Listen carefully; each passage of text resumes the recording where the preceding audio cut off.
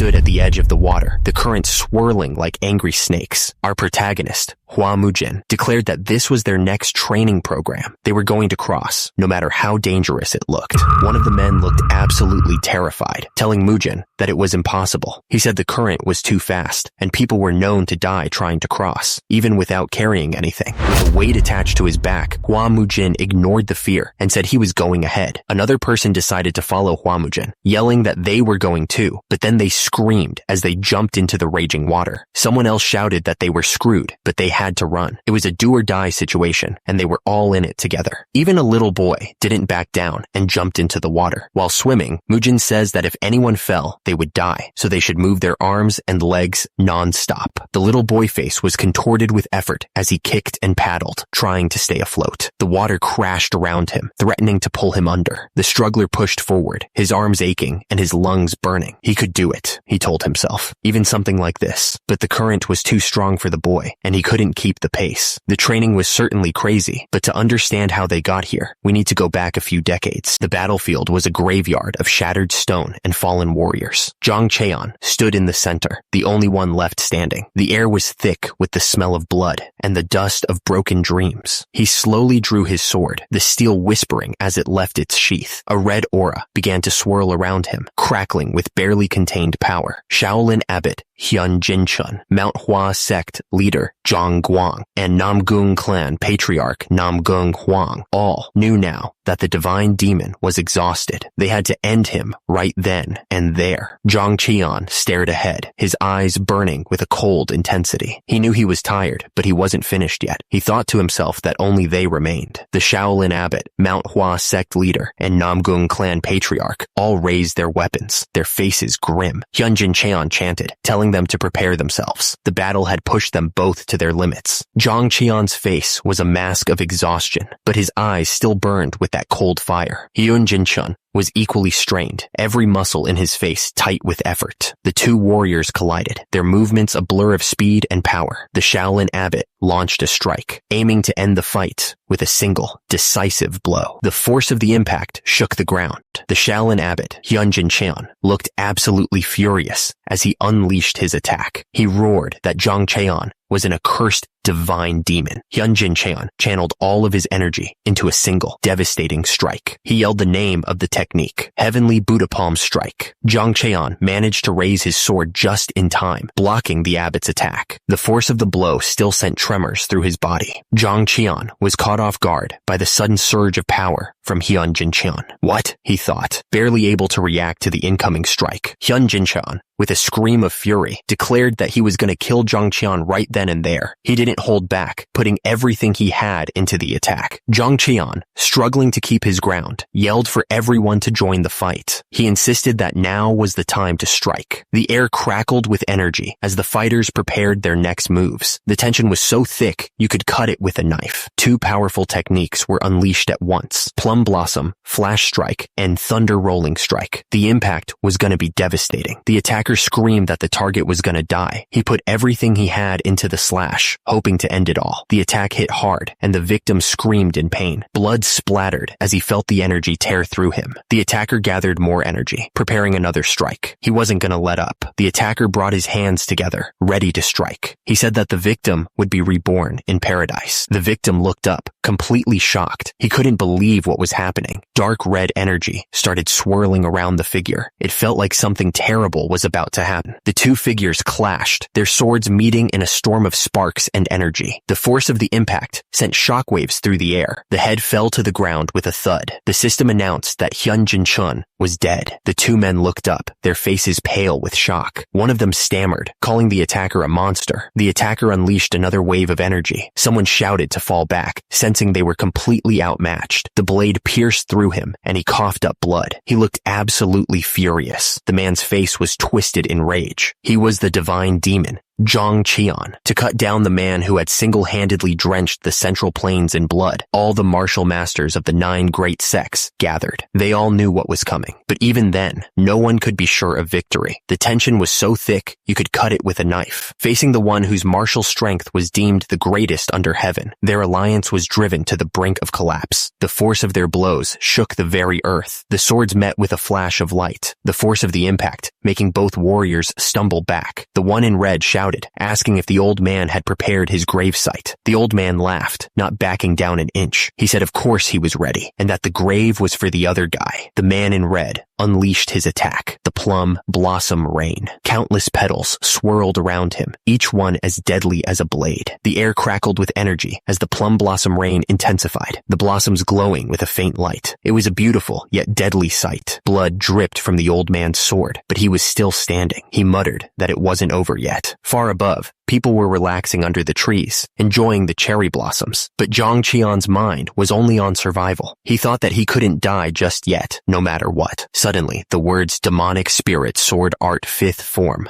appeared, glowing with dark power. It was a technique that could change everything. Zhang Qian unleashed the black dragon execution, the energy swirling around him like a storm. He was betting everything on this one move. The attack landed, and Zhang Guang was sent flying back with a scream. Then the system announced that Zhang Guang was dead. Zhang Qian stood there, staring at the scene. He was confused, unsure of what to do next. Suddenly, the words Infinite Emperor Sword Art glowed brightly. New power was flowing through him. Namgung Huang screamed that he was a damn rat from the Namgung clan. He added that it hurt like hell, but the little brother hugged Zhang Qian tightly, burying his face in his chest. He was scared. Namgung Huang shouted in disbelief, saying that it tickled. He then asked what was going on. Zhang Qian's sword was pointed down, dripping with blood. The fight was far from over.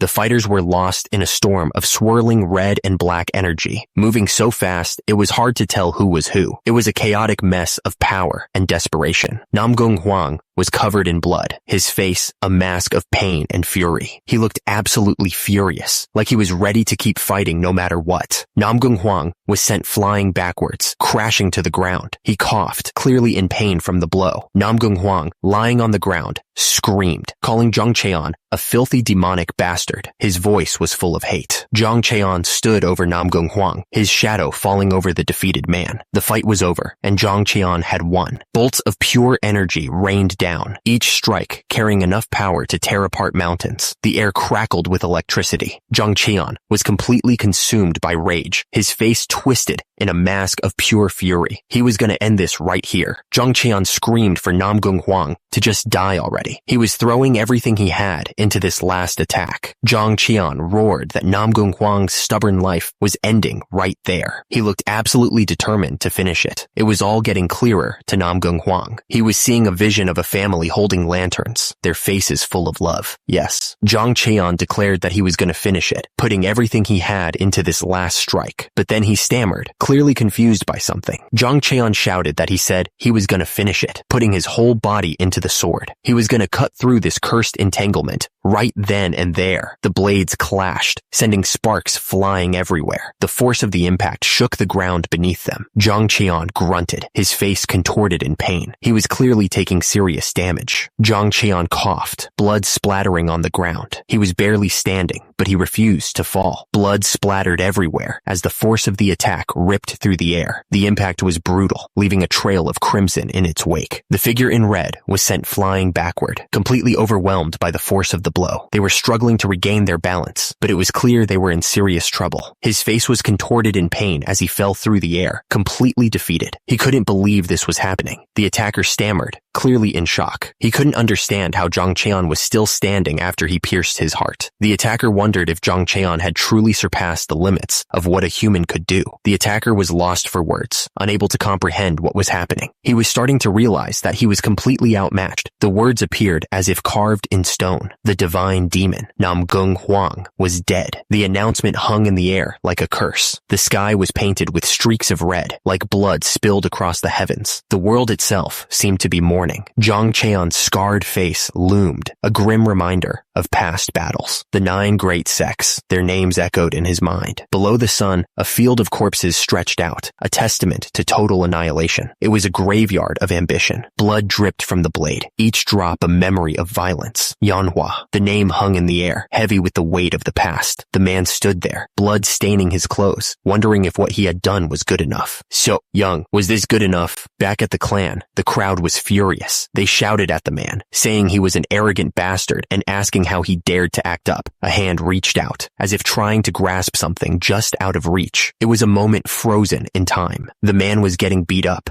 and he could only manage to say that his opponent was pretty good at fighting. He coughed up blood, wondering if this was his life flashing before his eyes. It had been a while since he had seen his master's young face. He realized that his time in the Murim had begun here. Hua Mujin sat there, the rain soaking through his clothes as he remembered his past. It all started with brawls for survival, wandering without a home, relying only on a single sword. He had no choice. To live another day, Hua Mujin had to kill someone. Each strike was a fight for his own survival. Endless, meaningless slaughter. Hua Mujin wondered if such a life could even have meaning. He was surrounded by the bodies of those he had killed, each one a reminder of his past. Is human life truly this fleeting? Hua Mujin stared at the fallen around him. They were gone in an instant, just like that. A woman's voice cut through his thoughts. The speaker smiled gently, saying that she understood that feeling. It was a strange thing to say. The speaker continued, explaining that she also had to clash daily in the market, arguing with people. In this world, she said, you had to treat everyone as an enemy if you wanted to survive long. And soothing her younger siblings' endless complaints about food was exhausting. But in those moments, the speaker went on. They were the most precious. She explained that when she lost her parents and collapsed, they gave meaning to her life again. She held them close.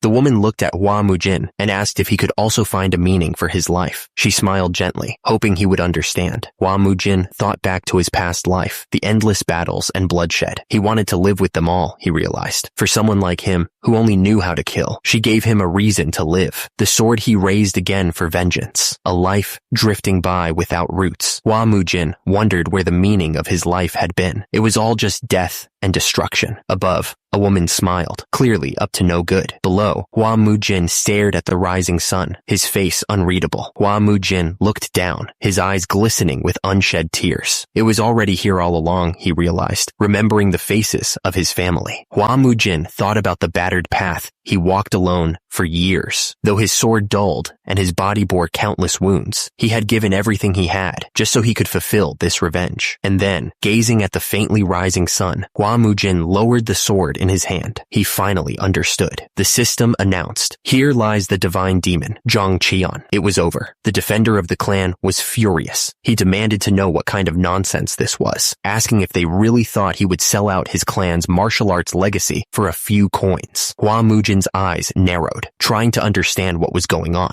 He muttered that this was all a racket, wondering if he was actually in hell. The announcer declared that since Hua Mujin's elder brother had suffered an unfortunate accident and couldn't continue the martial arts lineage, she would have her own son inherit the Flame Hua clan's secret martial arts. Hua Mujin was even more confused. He stammered, asking what was going on and if this wasn't hell. Little sister looked on, worried. Little brother shouted, denying everything. He insisted that his elder brother was still alive and well, questioning how the clan's martial arts could be given to outsiders. Little sister was furious. She yelled that they weren't even direct blood, insisting that their grandfather's martial arts had to stay within the Flame Hua clan, no matter what. Hua Mujin looked up, completely lost. He muttered, wondering who the hell these people were and what they wanted. Hua Mujin's lips curled into a sinister smile. He seemed to be enjoying the chaos, like he knew something the others didn't. Hua Mujin announced that this wouldn't end like this. He proposed a deal to the crowd, his voice echoing through the room. Hua Mujin continued, saying that he'd heard those two were so poor they couldn't even afford food, so he would wager money.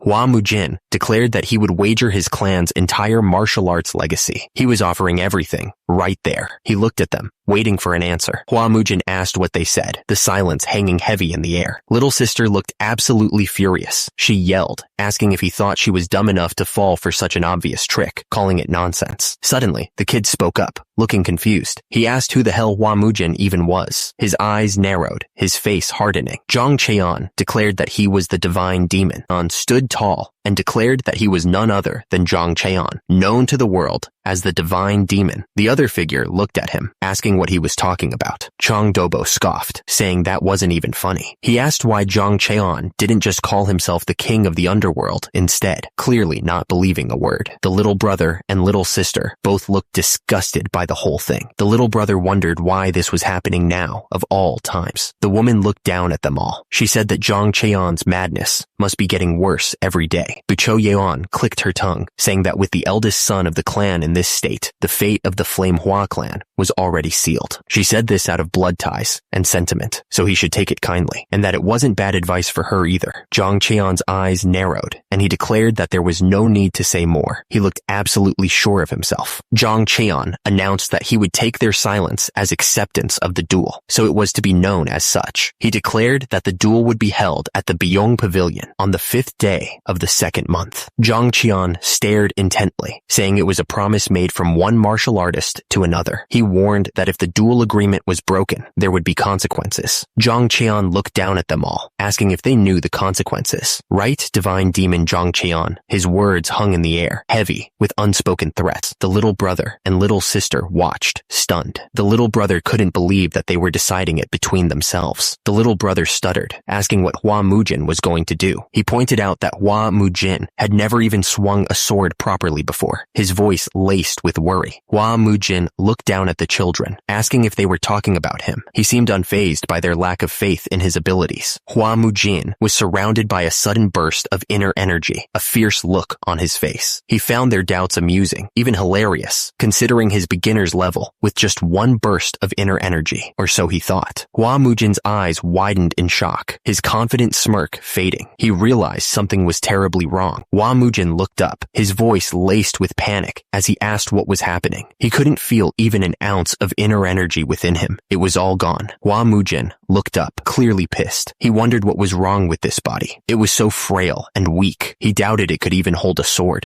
The little sister looked up at Hua Mujin, begging him to stop. She didn't understand what was happening. The little brother pleaded with Hua Mujin to come to his senses. He reminded Hua Mujin that even in his madness, he was still their brother. He couldn't believe Hua Mujin would just sit there and take it. The little brother was furious. He demanded to know how anyone dared call their brother a fool. The little sister tried to apologize, but he wouldn't let her. The little sister, tears streaming down her face, suddenly screamed. She blamed Hua Mujin for the death of their mother and father. The little sister turned and ran, clearly scared. She didn't even look back as she took off. The man told the little sister that he understood. He added that she often lost herself like this, and he asked for everyone's understanding. The man then announced that he would take his leave. He turned and walked away. Hua Mujin thought to himself that even the children treated him like a madman now. He found this absurd, truly so. The sun began to set, casting long shadows across the courtyard. The sky was turning orange, but Hua Mujin felt nothing but cold inside. Hua Mujin stood in front of the stone monument, his mind racing. He remembered something, and he started to speak. Hua Mujin recalled that he clearly cut through the Namgung clan patriarch's head. He still felt the sensation of his heart being pierced, making it hard to breathe. He even fulfilled vengeance for Yeonhwa and her siblings. Hua Mujin thought he should have closed his eyes peacefully, but now he was inside this body. Hua Mujin looked around, trying to understand. How the hell did this happen? He stared at the children, wondering who they were and why they looked like Sok and Young. Hua Mujin was getting annoyed. What nonsense was this? A man came running up to Hua Mujin, calling out to him. Hua Mujin was confused, not knowing who the man was. The man scolded Hua Mujin, asking if he had any idea how worried he had been, especially with his frail body. Hua Mujin just stared back, wondering who this person was. Ma Sok sighed, figuring Hua Mujin was having another bout of madness. He introduced himself as Ma Sok, a vassal of the Flame Hua clan, ready to explain everything again. Ma Sok explained that Hua Mujin was once incredibly talented and reputable, so much so that countless Orthodox sects wanted him as a disciple. He reminded Hua Mujin that he became the clan's leader at 23, and that this was the 6,205th time he had to explain this. Hua Mujin asked if that was really so. Then why was his energy core like this now? He wondered why everyone treated him like he was a lunatic, clearly frustrated by the situation. Hua Mujin started to explain about something that happened a long time ago. He seemed to be thinking back to a specific event. Years ago, it turns out, there was a fight. The memory showed two small figures in the distance, battling without using any inner energy. The memory zoomed in, showing Hua Mujin and Chiang Dobo as kids. Hua Mujin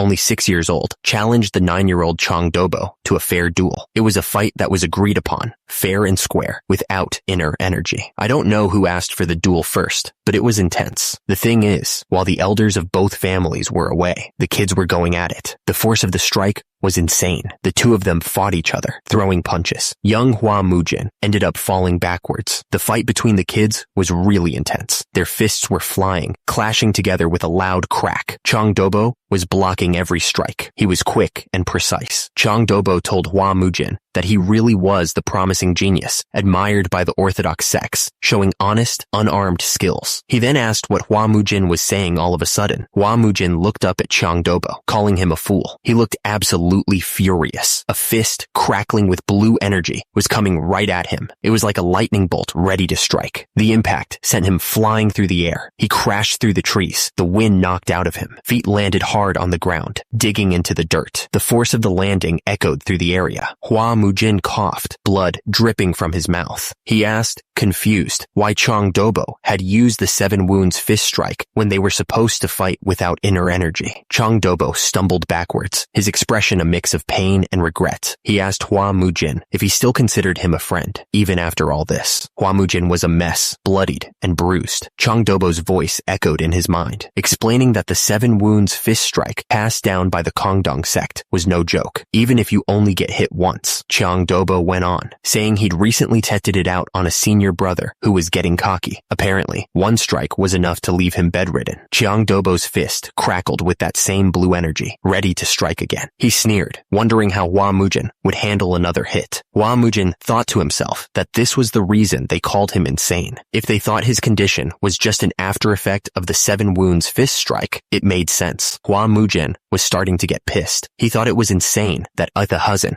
would waste his clan's legacy to cripple him into a lunatic with no energy core and then shamelessly demand a duel. That was too much. Hua Mujin wondered how the clan had handled that scumbag back then, for things to end up in such a mess. Turns out, it was the decision of the former clan patriarch. Hua Mujin asked if he was talking about his father. Chang Dobo confirmed that he was. Chang Dobo was his young cousin, but he was also the son of the Changhua merchant group, ranked among the top 10 within the Central Plains. So all he got was a stern scolding, and that was the end of it. Hua Mujin couldn't believe that his own son was crippled by the 7 wounds fist strike, and all he got was a scolding. What a pathetic household. He wondered where those so-called parents were now. Chang Dobo started to say something about Hua Mujin's condition. The room seemed to stretch on forever, the distance between Hua Mujin and Chang Dobo growing with each passing second. The air was thick with unspoken words, the tension almost a living thing. The flickering candlelight cast long shadows across the shrine, each flame a tiny beacon in the growing darkness. The air was heavy with the scent of incense, a silent prayer hanging in the air.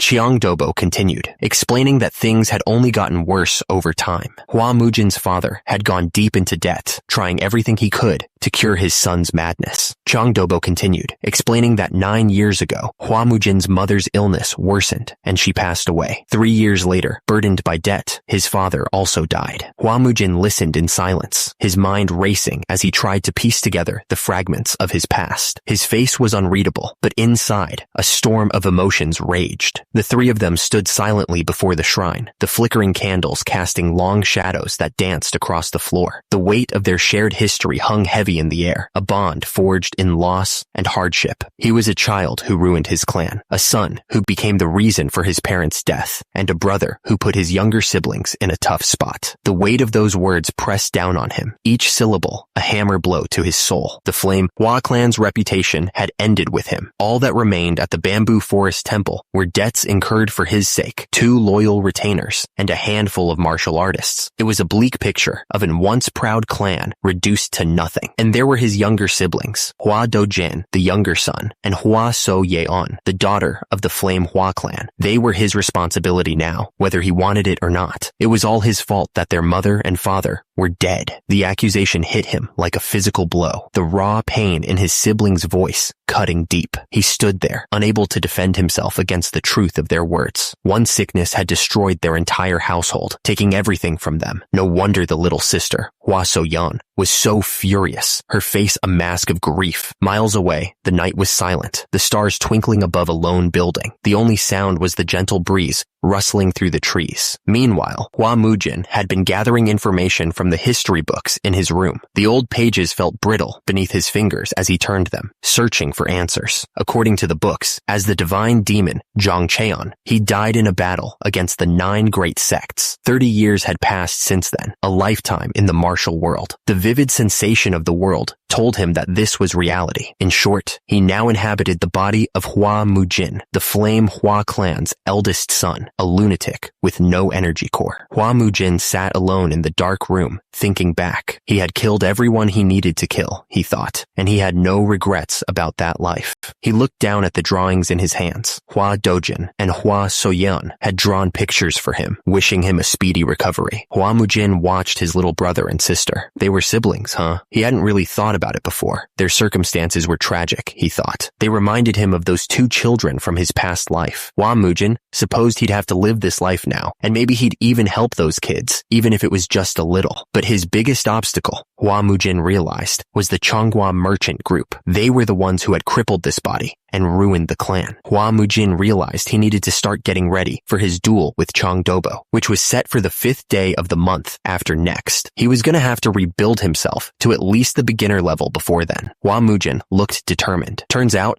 he was going to have to start all over again from scratch. Hua Mujin sat down in the middle of the room, closing his eyes. He began to meditate, trying to feel the energy within him. This reminded Hua Mujin of when he first started learning martial arts. Back then, even breathing had been super hard. Hua Mujin focused, his face showing the effort. He wouldn't give up, no matter how tough it got. The air around him crackled with energy. He could feel the power starting to gather, like a storm brewing inside him. Hua Mujin realized something was different this time. He thought that maybe it was because this body's natural talent for martial arts was something special. He could feel the energy growing stronger. Hua Mujin realized that he didn't even need to go through the usual steps to sense the energy in his body. He closed his eyes, and the energy flowed even faster. Just closing his eyes was enough to get things started. The energy swirled around him, faster and faster. It was like a whirlpool of power, pulling him deeper into himself. The night sky seemed to mirror the energy surging through Hua Mujin's body. It felt like the stars themselves were aligning with his newfound power. The room around Hua Mujin started to twist and blur as the energy intensified. It was like the world itself was bending to his will. The hallway seemed to stretch out endlessly before him, silent and still. Hua Mujin was completely alone with his thoughts, lost in the depths of his own power. Suddenly, Hua Mujin collapsed to the floor, unconscious. The people around him panicked, shouting, "Young master, what's the matter?" The man checking Hua Mujin's pulse looked up in shock. He stammered, saying that Hua Mujin was dead, but then quickly corrected himself, saying it was a joke. He added that Hua Mujin was perfectly fine, and his pulse was stronger than ever. Hua Mujin was confused as hell. He wondered how he could be healthier now. He asked the old man what was up with his body, since all he tried to do was form an energy core, but the pain was terrible. What was going on? Hua Mujin wondered if his body had some kind of special constitution. Ma Sok explained that if he wanted to know what his constitution was, it was said to be the heavenly martial body. Ma Sok continued, saying that the heavenly martial body was a rare constitution chosen by the heavens, or so he was told by a Shaolin elder monk. Hua Mujin's face turned red with anger. Was Ma Sok laughing at him? Turns out it was the exact opposite of being suited for demonic arts. If a body of pure upright energy tries to practice demonic arts, Ma Sok warned that Hua Mujin would suffer immense pain, and in the worst case, it could result in death. He listed other heavenly constitutions, then urged Hua Mujin to pull himself together. Of all the countless heavenly constitutions, why did he have to get this one? Hua Mujin looked stressed. He thought to himself that the duel was in just over a month, and that was really bad. Hua Mujin wondered who these old men were. Turns out, they were the clan's chief steward Du and elder Zhou. They had such a serious look on their faces, even though the whole place hadn't fallen apart yet. Chief steward of the Flame Hua clan, Do Baekshin, thought that things were worse than they thought. It was time to prepare themselves. But then,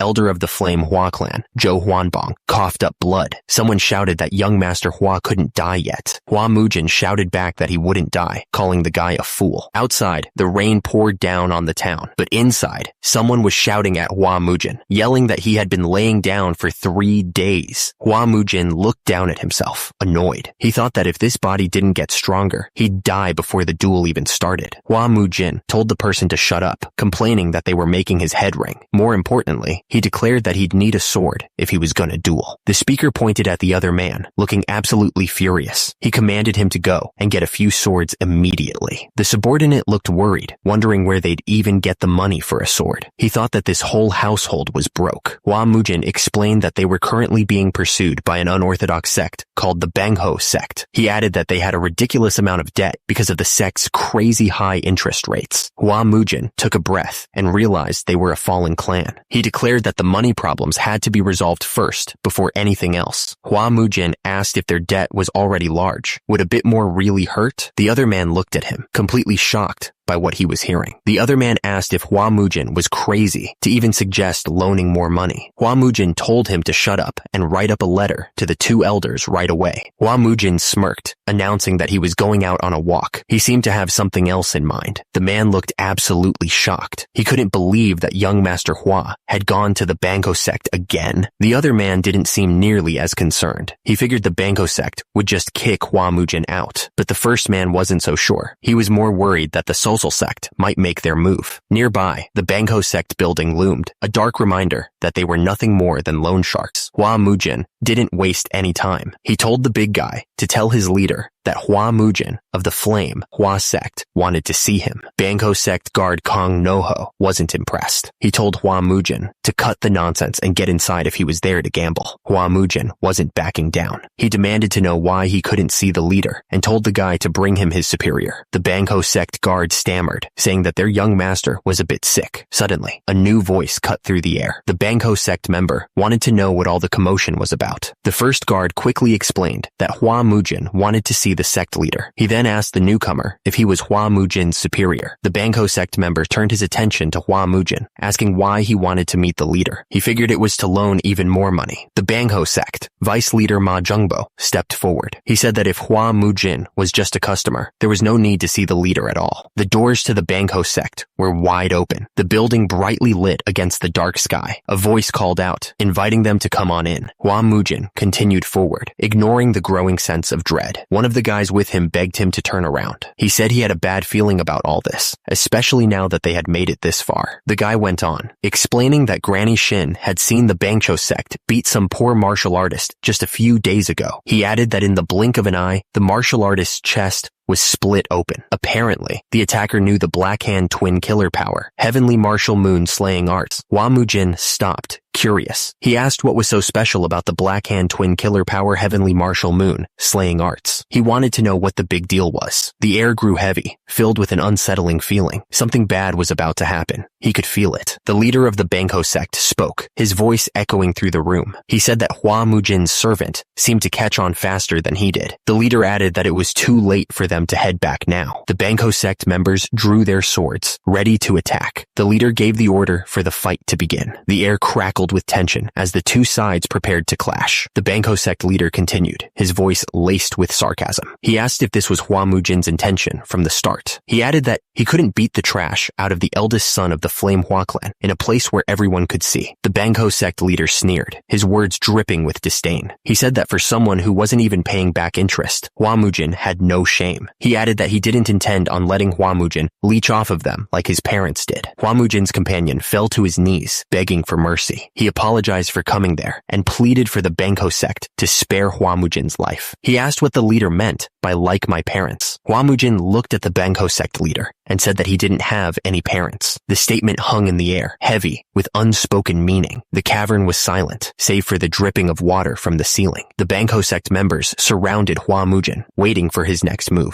Hua Mujin paused for a moment, then said that he remembered himself from when he was Zhang Cheon. He declared that they would begin. Hua Mujin gave the order to just teach them a lesson. The Bangho sect members responded that they understood. A Bangho sect member charged at Hua Mujin, yelling that he would beat the trash out of him, but he was immediately cut off by something. Hua Mujin grabbed the attacker's ankle before he could even blink. He yanked the guy's feet out from under him. The Bangho sect member was lifted off the ground, shaking and spasming. Lightning crackled around him. The Bangho sect member screamed in pain, accusing Hua Mujin of playing dirty. He yelled that Hua Mujin thought they were just rats, but Hua Mujin's bones were too soft for his size. Hua Mujin stared at his hand, thinking that with this weak body, it was better to do things this way than to use pure power. He had to be smart about this. mess. Hua Mujin pointed forward, asking what they were waiting for. He was ready to keep going. The order came to finish him off. Hua Mujin didn't hesitate. He swung his sword down with incredible speed. Hua Mujin kept slashing, each strike aimed to end the fight. The air itself seemed to crackle with the force of his blows. The Bangho sect member was getting desperate. He yelled that Hua Mujin was nothing but a rat. Hua Mujin realized that he couldn't just rely on brute strength. Since he couldn't match the guy's power, he needed to stay mobile. The Bangho sect member was hit hard. He choked in pain and cursed Hua Mujin. Hua Mujin suddenly said, "Huh?" Something unexpected had clearly happened. He was caught off guard mid-air. Then he muttered, "Huh?" It was a complete mess. Several fighters were being thrown back like rag dolls. One of the Bangho sect members choked out a painful "Kirk!" He was clutching his chest, clearly hit hard. Hua Mujin stood tall above the fallen fighters. He had completely turned the situation around. Two Bangho sect members kneeled on the ground, beaten. The fight was over, and they had lost badly. The Bangho sect guard, Kang Noho, looked absolutely shocked and shouted, asking if the young master was okay. He was clearly not expecting the fight to turn around so fast. Hua Mujin stood over the fallen fighters and casually said that he was fine. Then he asked what the hell kind of martial arts the guard had just used. The Bangho sect guard, Kang Noho, said it wasn't martial arts, just something he picked up on the streets. Hua Mujin seemed a bit surprised, wondering when the guard had time to wander the streets, but he admitted it wasn't bad. Hua Mujin was surrounded by a strange purple energy. He warned that the guard should try dodging this as well, clearly about to launch another attack. Hua Mujin sat in a lotus position,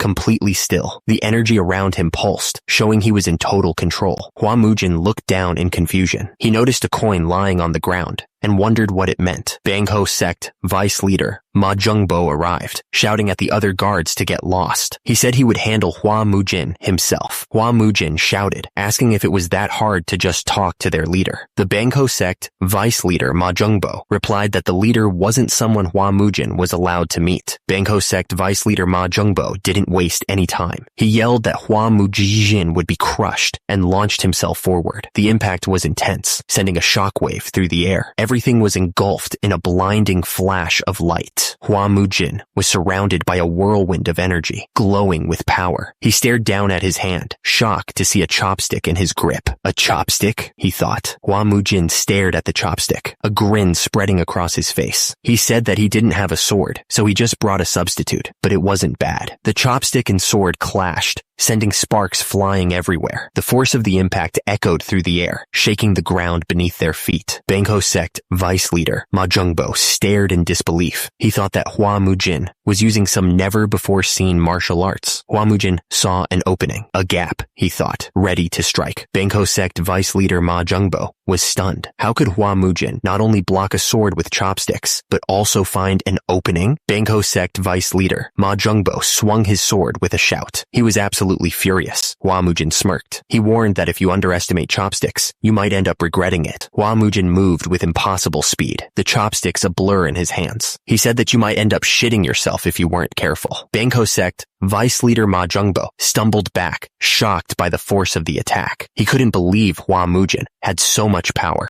Bangho sect vice leader Ma Jungbo was reeling. How could Hua Mujin have reached this level in such a short time? He wondered if Hua Mujin was really from the Huang family's Sword Watch clan. He had heard about their debt classification, and now he wondered who they might be. Bangho sect vice leader Ma Jungbo spat out blood. He couldn't believe he was getting pushed back by this guy. He choked out that Hua Mujin tried to take money from them with such terrible skills. Hua Mujin didn't let up. He moved in for another strike. He wasn't about to give the Bangho sect vice leader a chance to recover. Hua Mujin pressed the attack. He asked if the vice leader wanted a taste of that martial arts he looked down upon. He acted confused and asked when he ever did that. Hua Mujin declared that his jokes ended here. Hua Mujin unleashed his ultimate technique. He shouted the name of the move: Black Hand Twin, Killer Power, Heavenly Martial Moon, Slaying Arts. Hua Mujin stared down at the Bangho sect members. He told them that they were the ones joking around. Hua Mujin was surrounded by dark purple energy. He declared that they were the ones who were the joke. Bangho sect vice leader Ma Jungbo, looked absolutely shocked. He stammered, asking how Hua Mujin dodged. The force of Hua Mujin's strike sent Bangko sect vice leader Ma Jungbo flying. Ma Jungbo wondered how Hua Mujin had been hiding so much power until now. Bangko sect vice leader Ma Jungbo coughed up blood. He cursed Hua Mujin, asking how he intended to deal with the aftermath of this. Hua Mujin stood his ground, ignoring the threats from the Bangko sect members. He made it clear that he wasn't there to listen to their nonsense. Hua Mujin's fist clenched, the power radiating from him. He warned them that if they told him what he wanted to know, he might extend their lives a little. A red aura flared around Hua Mujin as he stood there, waiting for an answer. He asked them again, wondering if they would finally let him loan some money. Hua Mujin felt the energy coursing through him, a surge he hadn't experienced in what felt like forever. He was really enjoying this, he realized. The two men watched Hua Mujin, clearly worried about what he was doing. One of them muttered that this was bad for the young master, such a waste of energy. The men at the tables, surrounded by dice and gambling, looked up nervously. One of them stammered, asking Hua Mujin what he wanted to know. One of the men tried to deny any bad intentions, but he was clearly sweating. Hua Mujin could practically hear their brains working overtime, trying to come up with a believable lie. Hua Mujin's eyes narrowed, a red aura intensifying around him. He warned them to think carefully before speaking. He added that if he shoved enough dice down their throats, they wouldn't be able to speak at all. Hua Mujin learned that the orders were coming from the Changhua merchant group. He realized that he knew those rats were involved. He asked what kind of deal they had made with them. The Bangko sect member started to answer, but he was clearly struggling to find the right words. He stammered, trying to avoid the question. Hua Mujin scoffed, telling the guy that he wasn't some proud sage or warrior. He added that if he wanted to be loyal, he should save it for his underlings, because the merchant scumbags wouldn't give a damn even if his limbs got chopped off. Hua Mujin pointed out that the whole place had been burned down that night. The air crackled with heat and the smell of smoke. The Bangko sect member finally cracked, admitting that they had a secret contract. He explained that the Changhua merchant group told them to leave the Hua clan with as much money as they needed, but with an interest so high that it would be enough to make them fall into the hellish depths of debt. The Bangko sect member confessed that, in exchange for making the Flame Hua clan fall, they were promised the Hua clan's land. They were also supposed to get rewards just to make them happy. Hua Mujin realized that the Changhua merchant group was after their clan's land. He asked how much the 300 gold niang he was borrowing would add up to after a year. He knew the contract said it would be 5,000 gold niang. He laughed, saying that they were real funny. Hua Mujin waved his hand, telling them that they should move on. He looked absolutely bored. Hua Mujin leaned forward, asking who cleaned up after their messes. He was clearly trying to figure out the bigger picture. The Bangko sect member explained that the Sosal sect, one of the four martial heavens, was the one who cleaned up after them. He added that it hadn't been long since they joined the alliance of unorthodox sects. Hua Mujin muttered that the four martial heavens were messy bastards. The subordinate asked if he was okay. The subordinate said that Hua Mujin had never met them before, asking what he was going on about. Hua Mujin told him not to worry about it, saying he didn't feel like explaining. He then asked why the guy who went to get the money was so late, adding that if they just gave them a bit more time. A man sprinted through the building, carrying a heavy chest. He was sweating and looked completely exhausted. The man held up the chest, announcing that here was 300 gold niang. He was breathing heavily. Hua Mujin said, "Good, good," adding that this should be enough. He reached into the chest and grabbed a handful of the gold coins. Hua Mujin told the subordinate to take the money. The subordinate asked if they should really be borrowing it. Hua Mujin told him to shut up and take it. The rain poured down on the building. The lanterns glowed dimly through the downpour. Hua Mujin told them to write today's loan down on their books. He looked completely unconcerned about the implications. Hua Mujin said that once he'd settled everything with the Changhua merchant group, he'd come back and pay their debt. He seemed pretty confident. Hua Mujin added that it looked like they were taking a bunch of money from peasants. He told them not to go too far. He didn't want them to get too greedy. The man in the straw hat warned that if they crossed the line, he was going to screw them over. The other man stammered nervously, saying that they understood. The man in the straw hat looked up at the pouring rain, a sinister glint in his eye. He muttered that he wanted to see who got screwed over first. Far away, someone yelled for the young master. It sounded like something bad had happened. The man in the straw hat looked down and saw that he was covered in blood. He immediately denied that it was his. Hua Mujin asked what the hell had happened over at the Bangko sect. He said he'd just gone to borrow a bit of money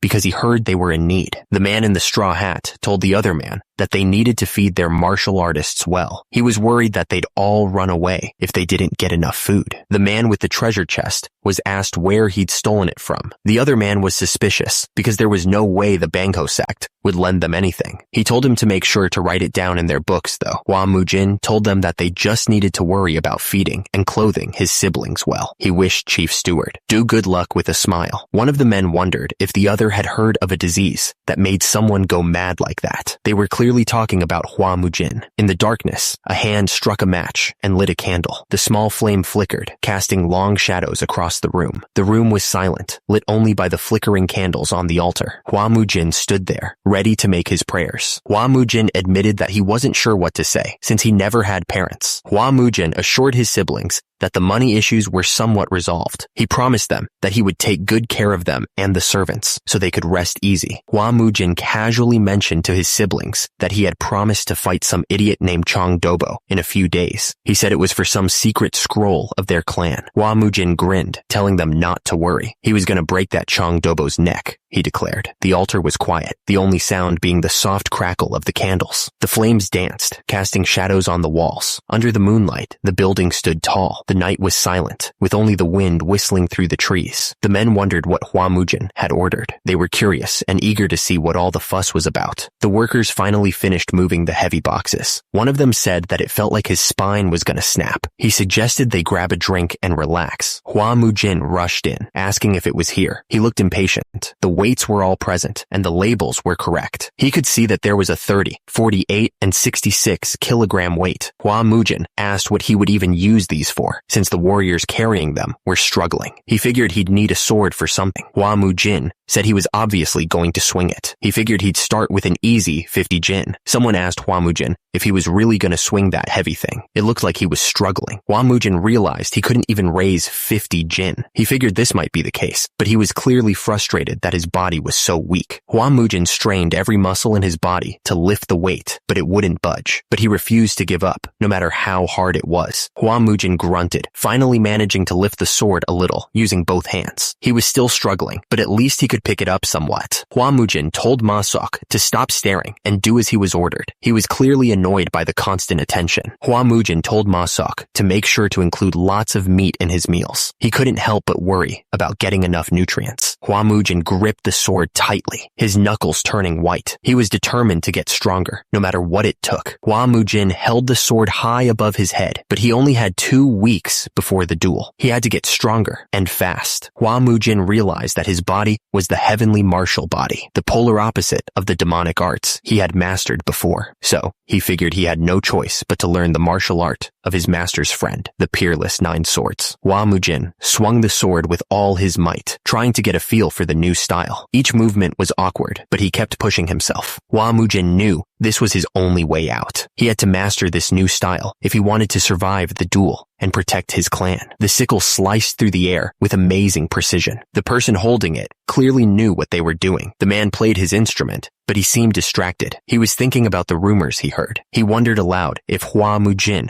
really beat up the Bangho lackeys. The other man confirmed that Hua Mujin had indeed beaten them up, leaving them unable to move for almost 2 weeks. But he was confused. How could Hua Mujin, who lacked an energy core, have done something like that? The man grinned, showing his teeth. He figured Hua Mujin wasn't a nobody after all. He smirked to himself. Maybe he should prepare a present for the great flame Hua clan heir. He seemed to have some potential. He swung the instrument, feeling the weight of it in his hands. He was actually getting excited for the day of the duel. It was going to be fun. Hua Mujin stared at the blindfolded man, a smirk playing on his lips. He challenged him, saying he was going to see his hidden side. Hua Mujin jumped up high, launching himself forward. He dove head first into the darkness, trusting whatever waited on the other side. He spun in mid-air, putting all his weight behind a single kick. The force of it cracked the air itself. He landed hard, his foot slamming against the ground. The force of the impact echoed around him. Hua Mujin examined his fist, flexing his fingers. He muttered that this was the heavenly martial body, and if it was really granted by the heavens, it should be able to withstand at least this much. He reached out, grabbing a small box filled with pills. He was going to need every advantage he could get to strengthen his body. Hua Mujin looked up, realizing that Masak had already gotten everything ready that he had asked for. He knew he could count on him. Hua Mujin clenched his fist, a surge of determination coursing through him. He muttered that it was starting now. Hua Mujin began his training, the solitary 9 swords first form, declaration form. He swung his sword with purpose, ready to master the technique. Hua Mujin kept training, declaring that he carried his sword and stepped forward at any time. He wouldn't let anything block his path, not even Mount I. Hua Mujin continued to train, the sound of his sword slicing through the air echoing around him. He was completely focused, lost in the rhythm of his movements. Hua Mujin shifted his stance, preparing to unleash the solitary 9 swords, second form, breaking form. The air crackled around him as he focused his energy. Hua Mujin swung his sword, a blue streak of light cutting through the air. He was going to shatter any weapon that dared to come at him. Hua Mujin gritted his teeth, sweat dripping down his face. He was already reaching his limits, and he hadn't even been training that long. He planted his foot firmly on the ground, his muscles screaming in protest. Hua Mujin had to endure, no matter what. Hua Mujin pushed through the pain, swinging his sword with renewed vigor. Energy crackled around the blade, a testament to his growing power. Hua Mujin launched himself into the air, a whirlwind of energy swirling around him. The power of his sword technique was starting to show, and he was ready to unleash the next form. He was about to use Form 3, Sky-Cleaving Form. You could feel the intensity building, like the air itself was about to be torn apart. Hua Mujin focused all his energy into the sword, ready to strike. He declared that even if the enemy's energy shook the heavens, it would split before his sword. He moved like lightning, his sword a blur of blue light. The force of his attack was incredible, like he was trying to cut the world in half. He landed hard, stumbling forward. Hua Mujin cried out, feeling a sharp pain in his back. He had pushed himself too far. Hua Mujin's sword pierced through the training object with incredible force. He shouted for the next trial to begin, showing no sign of slowing down. Bamboo sticks rained down as Hua Mujin's sword moved with impossible speed. The air itself seemed to crackle with the force of his training. Hua Mujin continued to strike, each swing of his sword a perfect dance of destruction. He was completely focused, lost in the rhythm of his training. Hua Mujin channeled his energy, preparing to unleash Form 4, Void Cleaving Form. He declared that no martial art could stand before his blade. Hua Mujin struck with blinding speed, his sword a blur of motion. He believed that all complicated techniques would fail before his natural talent. Hua Mujin's sword slammed into the training object, sending vibrations through his arm. He couldn't believe it. He said he didn't land a single hit. Hua Mujin slammed his fist into the ground, a wave of force rippling outwards. He was clearly pissed. The training room was now a mess of splintered wood, evidence of his frustration. The air hung heavy with the scent of broken wood and lingering energy. Hua Mujin took a deep breath, refocusing his mind. He was ready to unleash Form 5, Army Slaughtering Form. Hua Mujin declared that even if a horde of enemies swarmed him, they would all kneel before his sword. His eyes burned with a fierce determination. Hua Mujin soared through the air, his sword crackling with energy. He declared that an ant swarm could never surpass an elephant, and that numbers meant nothing before true strength. The sword flashed, cutting through the air with a speed that was hard to follow. The force behind it was enough to make the air itself tremble. Suddenly, a log came crashing down towards Hua Mujin's head. He gasped, realizing he had been too focused on his sword and not enough on his surroundings. Hua Mujin looked absolutely furious. He shouted that this was total garbage, demanding the next challenge immediately. Hua Mujin took a deep breath, calming himself. He then began to perform Form 6, 1/ parts still water, declaring that even a floating leaf on water would be split in two by this blade. He declared that everything had been deactivated. The only thing left was the outside. Hua Mujin unleashed Form 7, 1 point, Twin Earths. He explained that the sword could open the earth beneath, and if it could cut the ground, then size no longer mattered. The blindfolded man was starting to sweat. He wondered why Hua Mujin was still okay. Hua Mujin continued, unleashing Form 8, Heaven, Sundering Form. He declared that even the sky would be split by his blade, wondering if there was anything left in the world he couldn't cleave. The sword hummed with power, ready to cut through anything. Hua Mujin lay on the ground, his sword beside him. He thought to himself that he had finally cut both himself and his sword, and now he had had no reason to hold the sword anymore.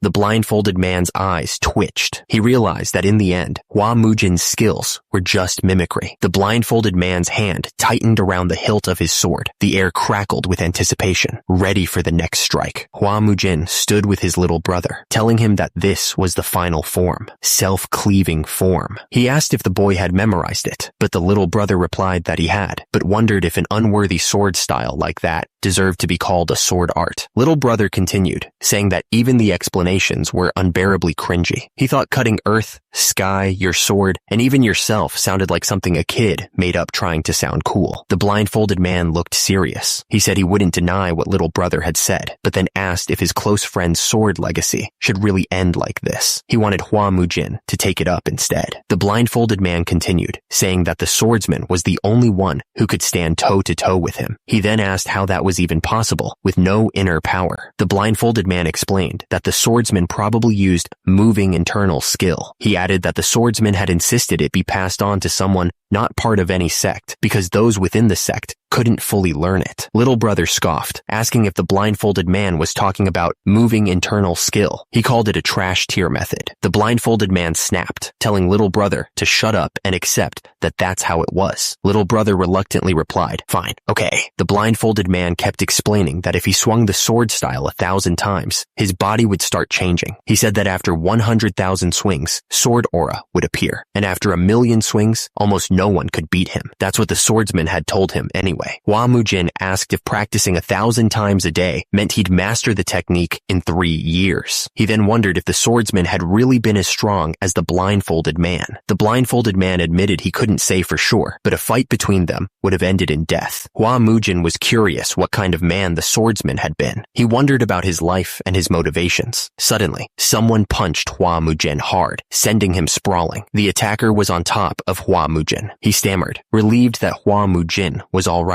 He had been worried when Hua Mujin didn't get up right away. He then threatened to kill him if he hit him again. Hua Mujin woke up, annoyed that he'd fainted after just one sword form. He realized he wasn't even doing 1,000 swings a day yet, and he knew he still had a long road ahead. He figured it was late, so he might as well eat. A tray was placed in front of him, piled high with steaming pork. There was also a bowl of rice and a small dish of sauce. Hua Mujin asked if it was pork. The other man explained that he had asked for meat side dishes the day before. He added that it had been so long since they'd had meat, so they should enjoy it. Hua Mujin declared that starting tomorrow, he wanted beef. The other man looked surprised, asking, "Beef?" Hua Mujin confirmed it, saying beef would build muscle better. Hua Mujin said that if money was an issue, he should use the funds from the loan syndicate. He told the other man not to worry and that he'd borrow more later. He added that until he fought Chong Dobo, he'd be eating 3 meals a day. The other man asked when Hua Mujin had started learning that martial art, and Hua Mujin asked if it was weird. Masak said it was weird that a guy who couldn't even function like a normal person was suddenly mastering sword techniques. Hua Mujin just kept eating. Masak said he was amazed. He mentioned how Hua Mujin didn't know any martial arts before, but then he used a chopstick to beat up the guards of the loan syndicate, and now he had this crazy sword style. Hua Mujin said he'd already told his siblings, so he figured telling Masak didn't matter. He seemed calm about it. Hua Mujin revealed that he wasn't really the eldest son, Hua Mujin. He claimed his real identity was the divine demon. Masak looked like he was about to say something, but Hua Mujin cut him off, saying he only worried about one thing.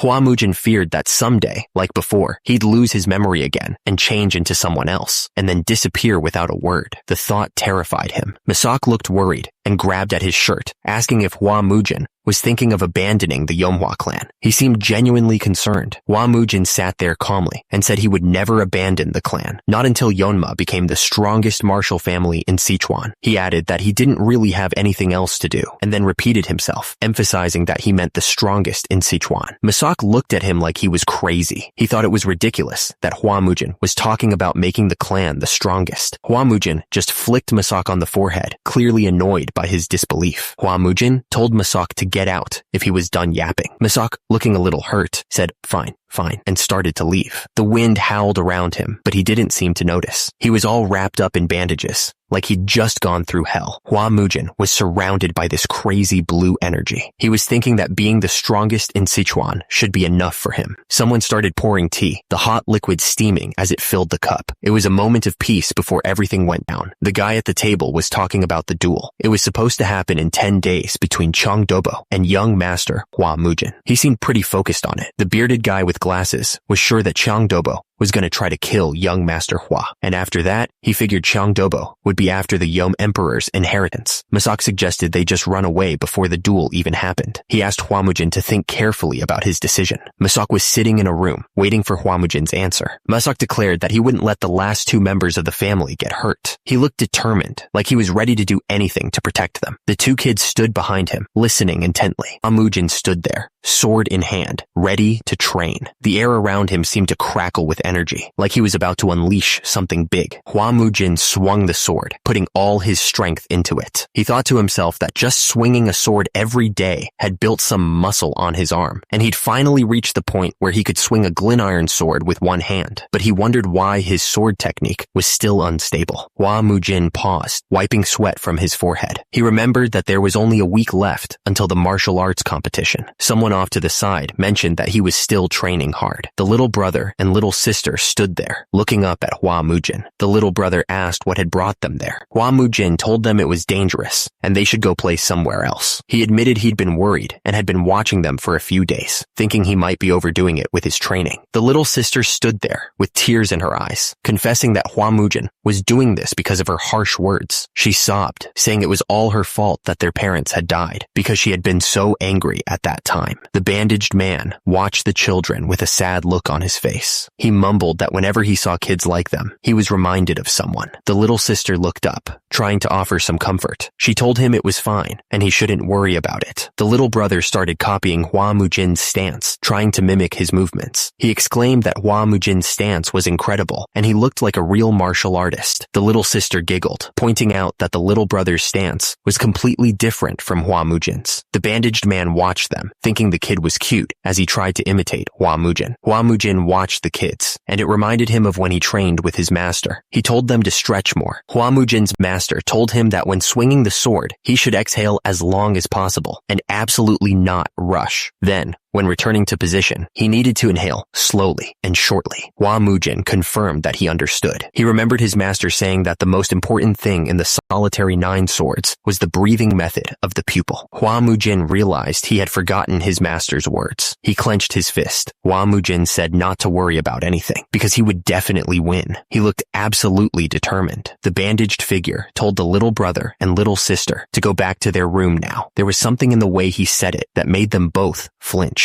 The little brother and little sister looked at each other, clearly uneasy. The little brother asked if nothing would happen, and the little sister guessed that nothing would. Rain poured down hard that night, and the wind howled through the trees. It was the kind of night that made you want to stay inside. Hua Mujin swung his sword, focusing on his master's teachings. He remembered his master saying that when swinging the sword, he should exhale as long as possible, and absolutely not rush. When returning to position, Hua Mujin inhaled slowly and shortly, just like his master had taught him. He felt the power flowing through his body. Hua Mujin poured out all the internal energy he had gathered in his body at once. The force of it sent debris flying everywhere. He had done it. Success. Debris rained down around Hua Mujin as he stood there, breathing heavily. The system chimed in, identifying the skill he had just used. Pupil. It was a qigong that built internal energy by directly moving the body. The system then warned him that compared to other qigong that perform energy circulation through meditation, pupil was classified as a lower-class martial art. Apparently, significant development of energy circulation was hard to expect from it. The rain continued to fall, each drop echoing the system's grim assessment. The weather seemed to mirror the bleak outlook for his training. Hua Mujin felt the energy flowing through him as he trained. He knew that in awakening such pupil, what was important was a stable breathing method. The sword moved with incredible speed, slicing through the air with a sound like tearing silk. Unlike before, when swinging the sword was difficult, Hua Mujin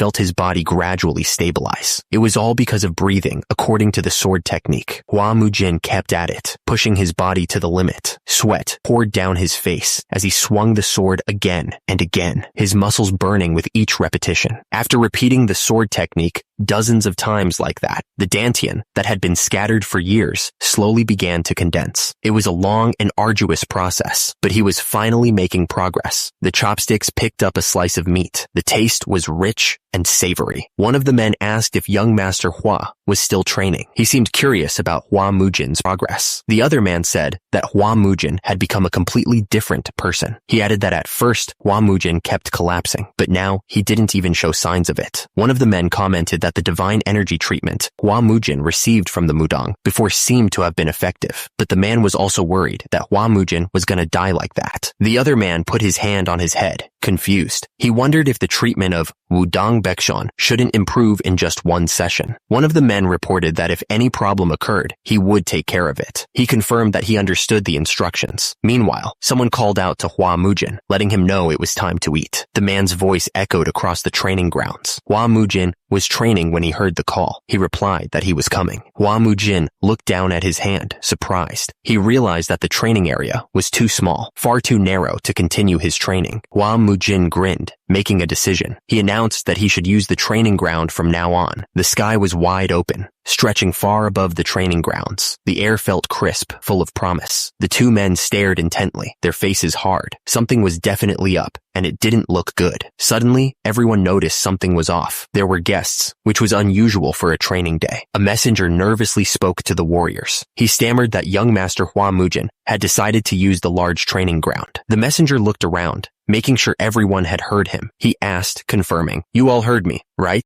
HWA Mujin announced that he needed to train alone, so he'd be using the large training ground for a while. He added that everyone else's should use the other training ground nearby. One of the warriors scoffed, asking what this half-dead corpse was even saying. He added that just swinging a sword didn't make anyone a martial artist, especially without even a drop of blood on the blade. HWA Mujin noticed the looks in their eyes and said that they were quite challenging. Even if he was the young master, this was sudden. Kyeolboin called out to everyone to step back. He said that since young master HWA Mujin had decided to train in martial arts, they should give him space. Kyeolboin watched HWA Mujin and thought to himself that the madness had erupted again. One of the warriors walked away from HWA Mujin, calling him a dull talent and telling him to stop. From the ground, HWA Mujin looked up at the warrior, clearly annoyed. HWA Mujin stared at the warrior and said if he had complaints, he should say it to his face. He added that only cowards bottled things up. The attacker looked back at the group and asked what he was suggesting. He said that among people who ate by the sword, what could they do if there were complaints? HWA Mujin stared intensely at the attacker. He wasn't going to back down. HWA Mujin grabbed his sword and said that they had to fight it out. He looked absolutely ready to beat the warrior. The attacker looked down at HWA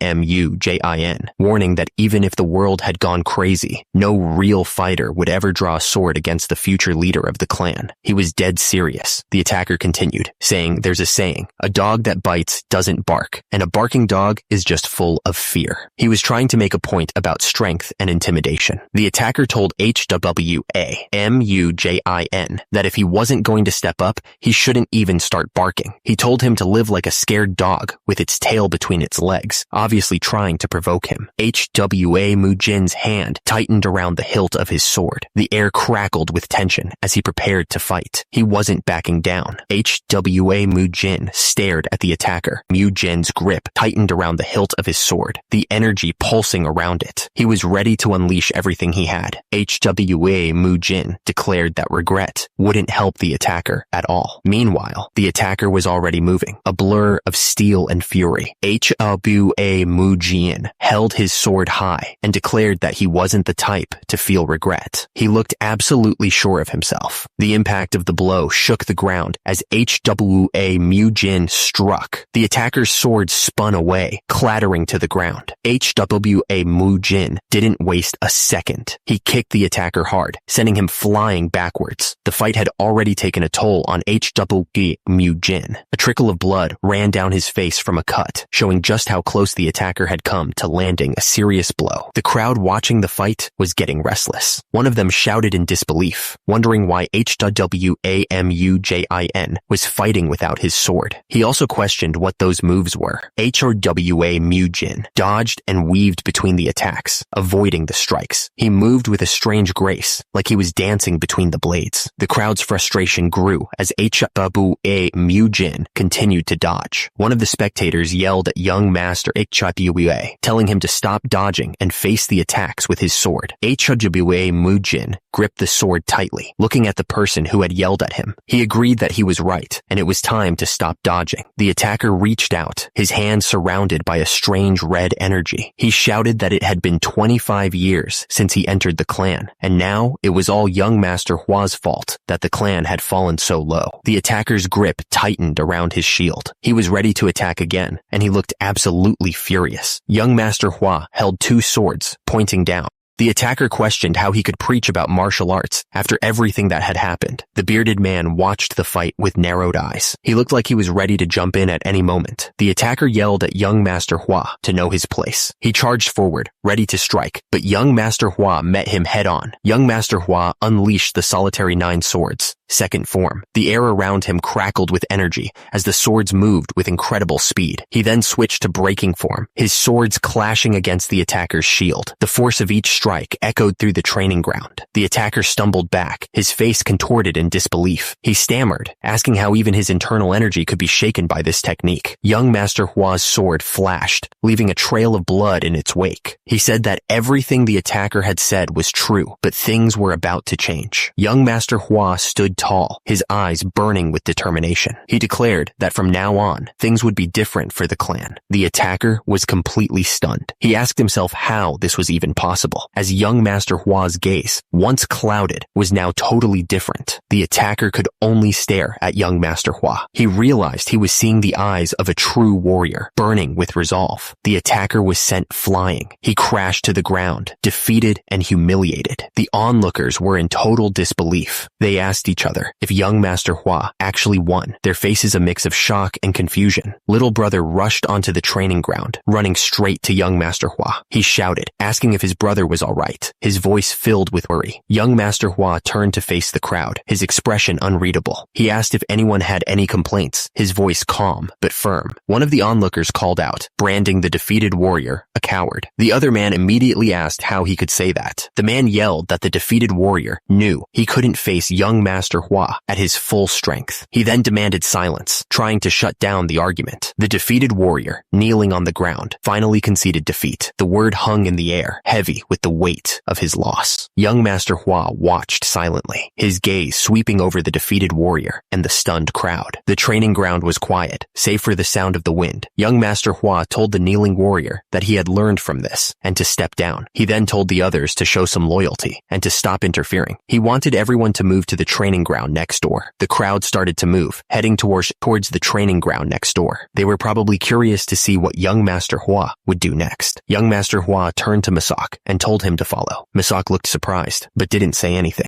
One of the onlookers muttered that even if he's the young master, this was going too far. He looked genuinely worried. One of the men asked why the other had held back. The second man snapped back that he was going to half kill the guy. One of the men stammered, asking if young Master Hwa really looked like someone who would spout empty words. Another admitted that it did seem like the mad young master had gained a heavenly opportunity. The image of Hwamujin flashed in his mind, showing that the young master had gained immense power. He was ready to fight. The first man wondered when young Master Hwa could have gained such power. He looked confused. Another one of the men looked up at the sky, deciding that since the young master had changed, it was probably fine. He seemed to be trying to convince himself. Night fell, and the Hwa clan was silent. The building stood tall against the night sky. The man stood in the room, surrounded by burning candles. He announced that the next day, they would have a duel with the Changhua Merchant Guild. Elder Joe asked how many years it had been since they entered this clan. He figured it had been about 37 years, which felt like a long time. The memory of Lord Yomjae flashed in his mind, showing how unmatched he was back in his youth. He remembered how Lord Yomjae appeared alone, and even the naughty Yang clan had no choice but to acknowledge his martial skills. Elder Joe recalled that they had both sworn to devote their lives, drawn by Lord Yomjae's radiance. The man looked to the side, his expression serious. He accused them of breaking that vow now. The man in the room insisted that this wasn't betraying Lord Yomja. He argued that they had to carry on his bloodline and martial legacy somehow. Another voice responded that he knew, and that the man didn't need to convince him of that. The man looked at the portrait, his face grim. He thought about how he had spent 17 years tending to young Master Hua's madness, and 17 years protecting the Yomhua clan as it withered away. The man turned to another and said that even if they met Lord Yomji in the afterlife, he wouldn't blame them. He then asked if the preparations were complete, since there wasn't much to do. He mentioned a little silver to secure a new place, and that only a handful of warriors and a few servants remained.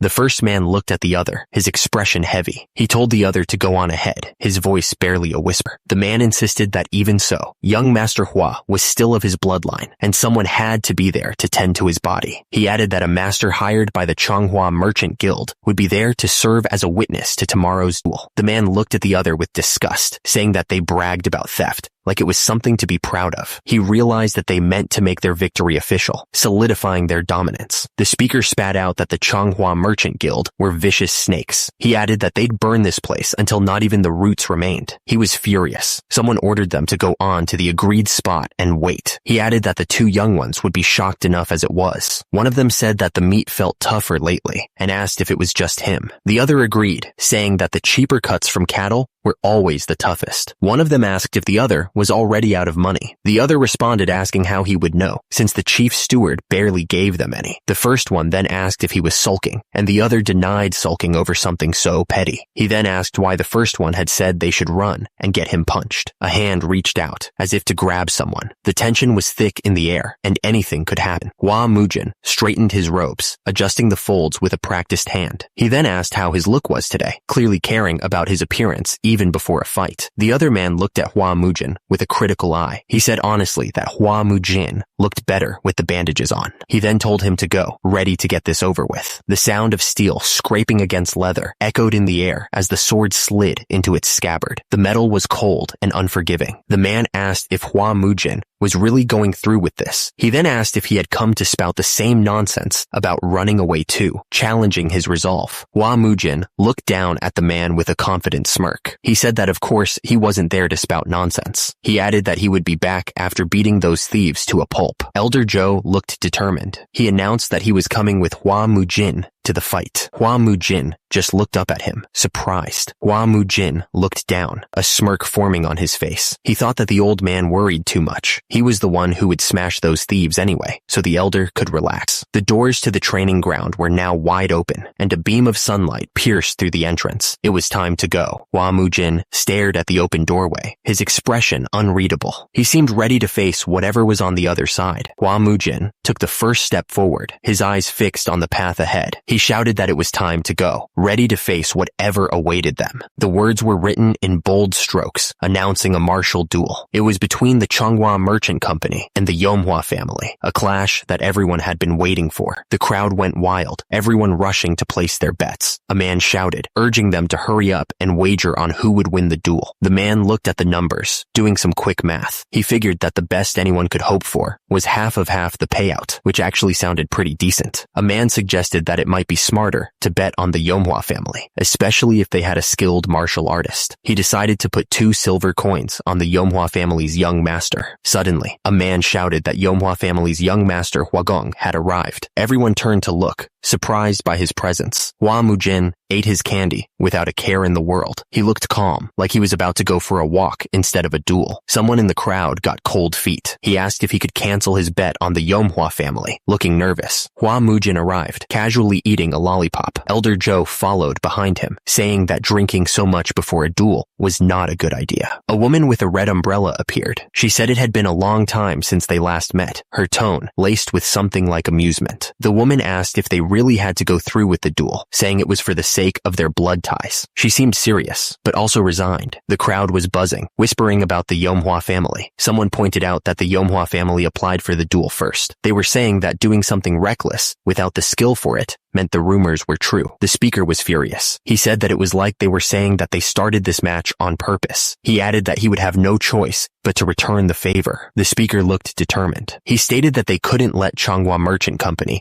take away the Yomhua family's secret art. He added that they had no option but to fight like this. The crowd was confused. Someone asked if they coveted the Yom family's secret art. He wondered why the Changhua Merchant Company would want it. He finished by saying he had no idea what was really going on. The speaker watched with a cold smile. She wondered how long that composure of the other person's would last. The brazier burned brightly, the flames dancing in the wind. The entire arena was silent, waiting for the duel to begin. A voice boomed across the training grounds, demanding everyone's attention. The crowd quieted down immediately, waiting for the announcement. The speaker announced that Han Ik-gang of the Gongdong clan would be the witness for this duel. Han Ik-gang stood tall, his expression serious. The speaker continued, introducing Chiang Dobo, the next head of the Changhua Merchant Company, and Hua Mujin, the young master of the Yeomhua family. Hua Mujin stared at the other man, his eyes narrowed. The speaker declared that under the name of the witnesses, the duel would be fought with fair and square honor. The crowd roared in approval, ready for the fight to begin. The man gestured grandly, asking if Hua Mujin had received the items they sent. He then asked what Hua Mujin was talking about. The speaker smiled, explaining that the outfit Hua Mujin was wearing was the Yomhua family's combat battle uniform. He added that he personally sent it to Commander Huan Mujin's glorious battle return. Hua Mujin simply replied, asking if that was so. The speaker declared that when this duel ended, Hua Mujin would have to return the rest of the valuables as well. Hua Mujin stared at his greatsword, ignoring the threat. Hua Mujin took a step forward, his boots echoing in the silent arena. The tension was building with every move he made. The crowd murmured amongst themselves, wondering if the owner of the Yomhua family was truly a sword master. They doubted anyone could wield swordsmanship with such a large blade. The crowd was buzzing, questioning why the Yomhua family was focusing on bare-handed techniques all of a sudden. They wondered if the bare-handed master Hyun-san would be using bare fists. A man asked Masoka if Hua Mujin had said anything special. Masoka admitted that when he suggested they run away that morning, Hua Mujin had gotten really angry. The man looked nervous, saying he was only joking about running away. He insisted that he actually believed Hua Mujin would win, no doubt about it. The man wondered if running might have been the better choice after all. He then said that Hua Mujin had changed, and he wondered if someone could really change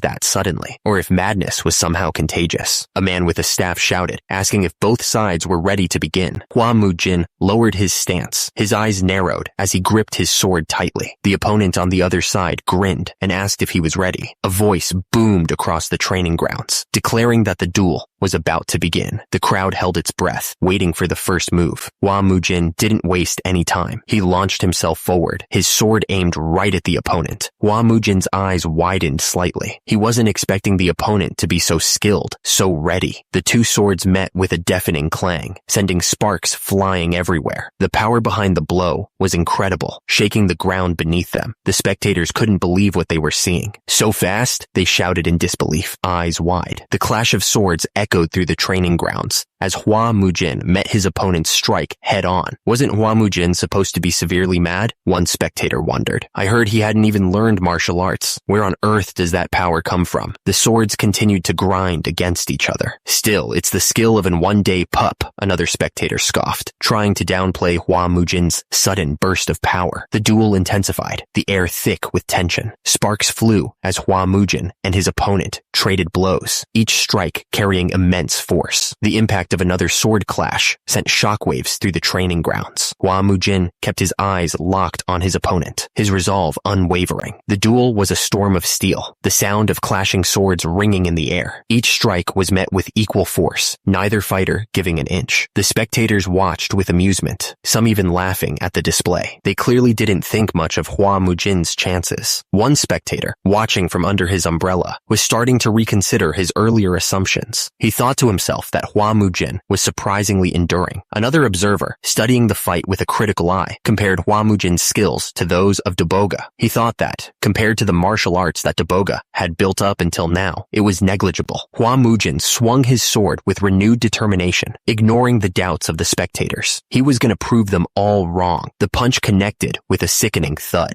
The force behind it was enough to shake the very ground. Hua Mujin was sent flying through the air like a leaf in a storm. He couldn't do anything to stop himself. The attacker stood tall, his sword gleaming in the light. He was ready for anything. He didn't waste a second. The attacker moved with blinding speed, his sword a blur of steel. Hua Mujin crashed into the ground, the impact stealing his breath. He was in serious trouble. The attacker stared down at Hua Mujin with pure hatred. He warned that he was going to leave Hua Mujin crippled this time. Crushing someone's will, he added, was what he did best. The attacker's eyes burned with cruel confidence. He finished his threat, shouting that crushing someone was the thing he did best. The two warriors collided, their swords meeting with a deafening crash. Sparks flew as the steel grinded against steel, each fighter trying to overpower the other. The attacker's strength was too much. Hua Mujin was sent flying backwards, struggling to regain his balance. The onlookers were starting to get interested in the fight. One of them commented that he thought Hua Mujin would have lost right away, but he was actually holding out pretty well. Another one chimed in, saying that he had secretly watched Hua Mujin training alone. The air crackled with energy, the ground trembling slightly. It felt like something truly massive and even more powerful was about to show up and change everything. Hua Mujin felt the force of the blow, and he knew he was in trouble. He thought to himself that from what he could tell, his level was about even with his opponent. Was that too much to expect in such a short time? Sweat dripped from Hua Mujin's face, and he tasted blood in his mouth, but he steeled himself, thinking that it didn't matter. Hua Mujin remembered his past. Regardless of whether the opponent was stronger than him in the past, when it came down to it, he finished them all. Hua Mujin focused his mind, so with this one, he was going to make sure he came out on top. Hua Mujin's face was a mask of fury, his eyes burning with a cold fire. He was just about to explode with anger. Hua Mujin was absolutely done playing around. He was going to kill that guy, no doubt about it. The directions were very specific. From the shabby hut, head east for 5 kilometers, then turn when you see the hawthorn tree. After that, it was another 3 kilometers to wherever they were going. The carriage moved quickly, the wheels kicking up dust as it sped down the road. Leaves swirled around them, pushed by a strong wind. The man said he had finally arrived. He was relieved that the 2 kids with him were asleep, which made it easier to bring them along. The man asked if the other person really wasn't coming with him. He pointed out that the dead person was still a blood relative, and someone needed to gather his remains. The other man replied that he would personally oversee the last journey of young Master Hua. After that, he would meet them at the promised location. The man sighed, looking up at the sky. Turns out, he wasn't sure if he was doing the right thing at all. The clash of swords echoed through the training grounds. Sparks flew as the 2 fighters traded blows, neither giving an inch. The observer watched the fight intently. He thought that Chang Dobo was pretty good for someone his age, but in the end, he was only at the level of a sword demon. The 2 fighters collided with incredible force. The impact sent shockwaves through the air. The crowd watched with bated breath, the tension thick in the air. They were all waiting to see who would win. The crowd was watching the duel between Hua Mujin and Chang. One of them commented that young Master Hua seemed to have the upper hand. Apparently, the second moon of the Celestial Merchant Guild wasn't all that impressive. Chang's face was covered in sweat and blood. He was breathing heavily, starting to struggle against Hua Mujin. Hua Mujin's sword slammed into Chang, sending him flying backwards. The force of the blow shook the ground. The crowd gasped, realizing what was about to happen. Some of them yelled at young Master Hua to dodge. Hua Mujin wasn't listening to the crowd. He was completely focused, using the Peerless 9 Swords first form, preemptive step. The swords slammed together, sending sparks flying in every direction. The force of the impact alone was enough to make your skin crawl. The crowd watching the fight gasped all at once, their eyes wide with disbelief. The air was thick with anticipation. Chang couldn't believe what he was seeing. He shouted, asking how Hua Mujin had blocked that. Hua Mujin didn't give Chang a chance to recover. He deflected the attack with a powerful move, turning the tables in an instant. Chang was furious, spitting out blood. He cursed, calling him a mad bastard. The swords collided with a deafening crash, blue energy exploding outwards with incredible force. The air crackled, and the ground trembled from the sheer power of the strike. The crowd watched with bated breath as young Master Chiang gathered all of his inner energy. They knew this was it, his last chance to turn the tide. The audience agreed that this had to be Chang's final strike. The air was thick with anticipation, everyone waiting to see if he could pull off a miracle. Hua Mujin moved like lightning, taunting Chiang for his slowness. He told him that even his gathering of inner energy was too slow to matter. Hua Mujin unleashed the Peerless 9 Swords second form, weapon destruction. The power behind the strike was terrifying, promising to tear apart anything in its path. The 2 swords met in a burst of raw power, each warrior fighting for control. Sparks flew as the blades struggled against each other, neither giving an inch. Chang was on the ground, covered in blood, as he realized he was losing. He couldn't believe he was so helpless against Hua Mujin's attacks. Hua Mujin stood over Chang, his sword raised high above his head, ready to end the fight. He was about to win. Chang was furious. He couldn't believe he was losing to Hua Mujin, someone who didn't even have an energy core. He thought, am I really losing to this energy coreless bastard? Suddenly, the sword shattered into pieces, the broken shards falling to the ground. The weapon had been destroyed. Hua Mujin attacked with incredible speed, his sword cutting through the air. The force behind the strike was enough to make the air itself scream. Chang's face twisted in pain as he felt the impact. He couldn't believe what was happening, asking himself what the hell just happened. Hua Mujin didn't give Chang a chance to recover. He followed through with another powerful swing, pushing his advantage. Hua Mujin was relentless, his sword a blur as he came down on Chang. Another strike landed, the force of it shaking the entire arena. Chang lay defeated on the ground, the fight completely knocked out of him. It was over. Dobo's voice echoed through the arena as he called out. The crowd looked up, surprised by his sudden shout. Someone in the audience stammered in disbelief, asking how young Master Hua could have won. Chang lay defeated on the ground, completely still.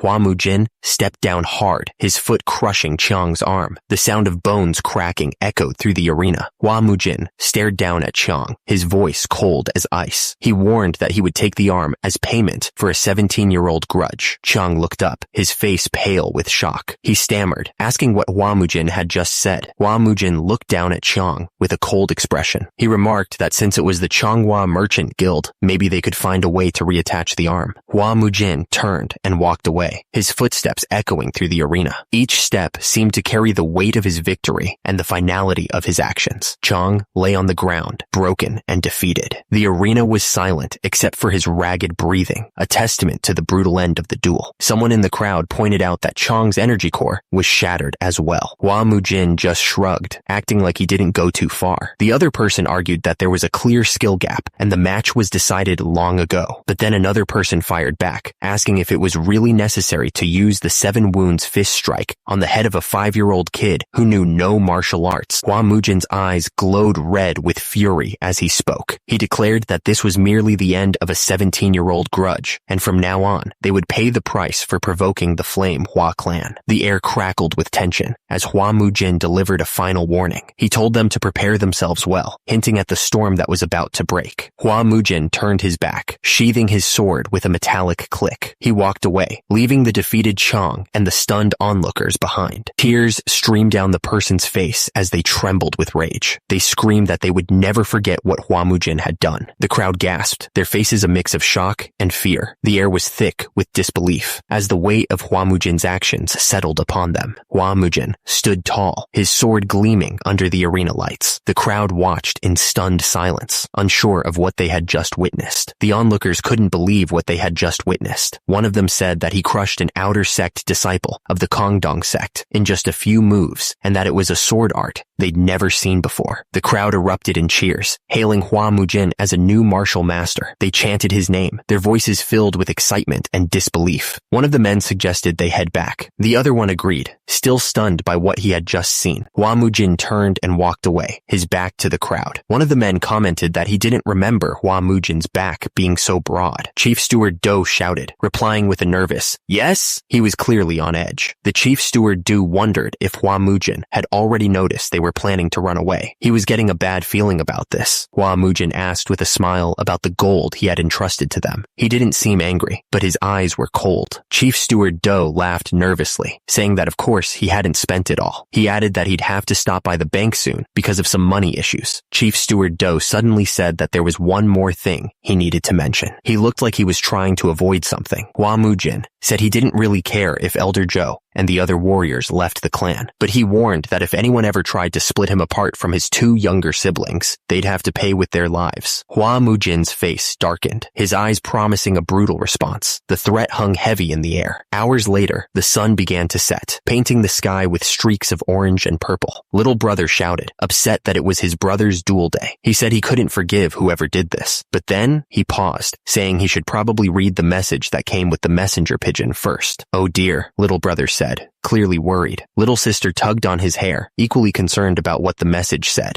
The message was clear. We're screwed. Will worry young Master Hua escape plan is discovered. Return immediately. It was a bad situation. So, since they were on the topic of money, Hua Mujin figured it was time for a debt party. He explained that a debt party is when someone can't pay their debts, so they hand over everything they have to settle them. Hua Mujin clarified that he wasn't talking about any old debt party. He was talking about those bastards from the Bango sect. He thought it was about time he dealt with them. Hua Mujin told Chief Steward Do to rest, saying he'd take care of everything himself. But Chief Steward Do was still worried. He said that even though the martial arts duel proved that Hua Mujin was different now, he still worried too much. Hua Mujin told him not to get tangled up with the Bango sect in any way. Then, Hua Mujin announced that he was heading out. Chief Steward Do just watched him go, looking concerned. The other man asked if Hua Mujin was really heading straight for the Bango sect, like this. Hua Mujin confirmed that he was, saying it was best not to delay troublesome business. Hua Mujin ordered Ma Sok to stay close behind him from now on. Ma Sok nervously agreed, but he was clearly confused, wondering why Hua Mujin was calling him Big Boss. They arrived at a large building, the sign above the entrance clearly stating, Usury Business Bangho Sect. It looked like they were finally at the Bangho Sect's headquarters. A man in a wide-brimmed hat stepped forward, looking surprised. He said he never thought he'd see Hua Mujin again in this lifetime. Hua Mujin replied that he'd come to pay back his debts, reminding the man that he was the one who had crippled that vicious Jungsun from the Zhonghua merchant group. He added that it was a quiet place and asked if their business had gone under. The man nervously explained that it wasn't exactly that their business had gone under. He said that most of the gamblers in Xichang had gone to watch Hua Mujin's duel. Hua Mujin realized that everyone had gone to see him fight. Hua Mujin stared at the man with the wide-brimmed hat, asking if they all must have held betting pools on his match. He looked absolutely serious, like he already knew the answer. The man quickly apologized, saying they meant no disrespect. He stammered that he was sure the odds were higher on Hua Mujin's side, hinting that they made a tidy sum from it. The man looked down, sweat dripping from his face. He mumbled, "Yes, sir," clearly nervous about what Hua Mujin was going to say next. Hua Mujin pressed him, saying they must have made good money thanks to him. He asked if they were planning to just stay silent about it, adding, "Damn it, planning to screw us again?" The man quickly assured him that wasn't the case, saying that they were going to properly express their gratitude. Hua Mujin seemed satisfied, saying, "Good, that's what I like to hear." The men could tell that Hua Mujin was completely different than before. The air around him was cold, like a martial master filled with killing intent. Hua Mujin asked where their boss was hiding. He warned that he didn't like having to ask twice. Hua Mujin took a step forward, saying that if they weren't gonna talk, he'd just have to make them. Hua Mujin stared at the man with the octopus head, asking if he was the boss. He said his boys told him about him, and asked why he had to make it so hard for someone who just wanted a word. Hua Mujin added that it wasn't like he had a pretty face to begin with. Hua Mujin then pointed out a brat standing behind the boss, calling him one of his lackeys. The Death Black Crow sneered, saying Hua Mujin had quite the mouth for a kid. He pointed out that Hua Mujin was from the Social sect, and asked if he was the one keeping his money. Hua Mujin scoffed, asking if this guy was from the Social sect. He questioned who told him to speak when adults were talking, and asked if he wanted a death wish before laughing. The Death Black Crow didn't hesitate. He jumped forward, yelling at Hua Mujin to go ahead and try to kill him then. One of the men shouted a warning to Hua Mujin. He yelled that Social sect or not, anyone who stood in Hua Mujin's way. Hua Mujin's sword flashed, piercing right through the guy. He finished the sentence, declaring that anyone who stood in his way gets a hole put through them. The swordsman fell backwards, his head splitting open from the force of the blow. Blood splattered on the ground as he crashed to the floor. Hua Mujin stood tall, his sword still dripping with blood. The speed of his attack was so fast, the swordsman didn't even see it coming. The Death Black Crow stared, his eyes wide. He thought to himself that he thought Hua Mujin was just some brat, but now he realized he's no ordinary man. The Death Black Crow looked at his hand, which was pierced by chopsticks. He remarked that Hua Mujin pierced his hand with chopsticks, no less, and called him an interesting little bastard. Hua Mujin scoffed, saying he felt nothing hearing that from a wrinkled old man like him. The Death Black Crow launched himself forward, his body surrounded by dark energy. He yelled at Hua Mujin not to get cocky. The Death Black Crow came crashing down with a powerful kick. The force of the blow cracked the ground beneath Hua Mujin. The Death Black Crow was furious. He demanded to know where Hua Mujin Mujin was looking. Hua Mujin dodged the attack at the last second, surrounded by a strange energy. The Death Black Crow's foot slammed into empty air. The Death Black Crow was stunned. He couldn't believe how some young punk could dodge his attack so easily. He was starting to get worried. Hua Mujin was right behind him, ready to strike. He grinned, saying he was going to open up one more hole in the guy. The air was thick with tension. The two men screamed at each other, their faces contorted with rage and fear. Hua Mujin stood over the guy,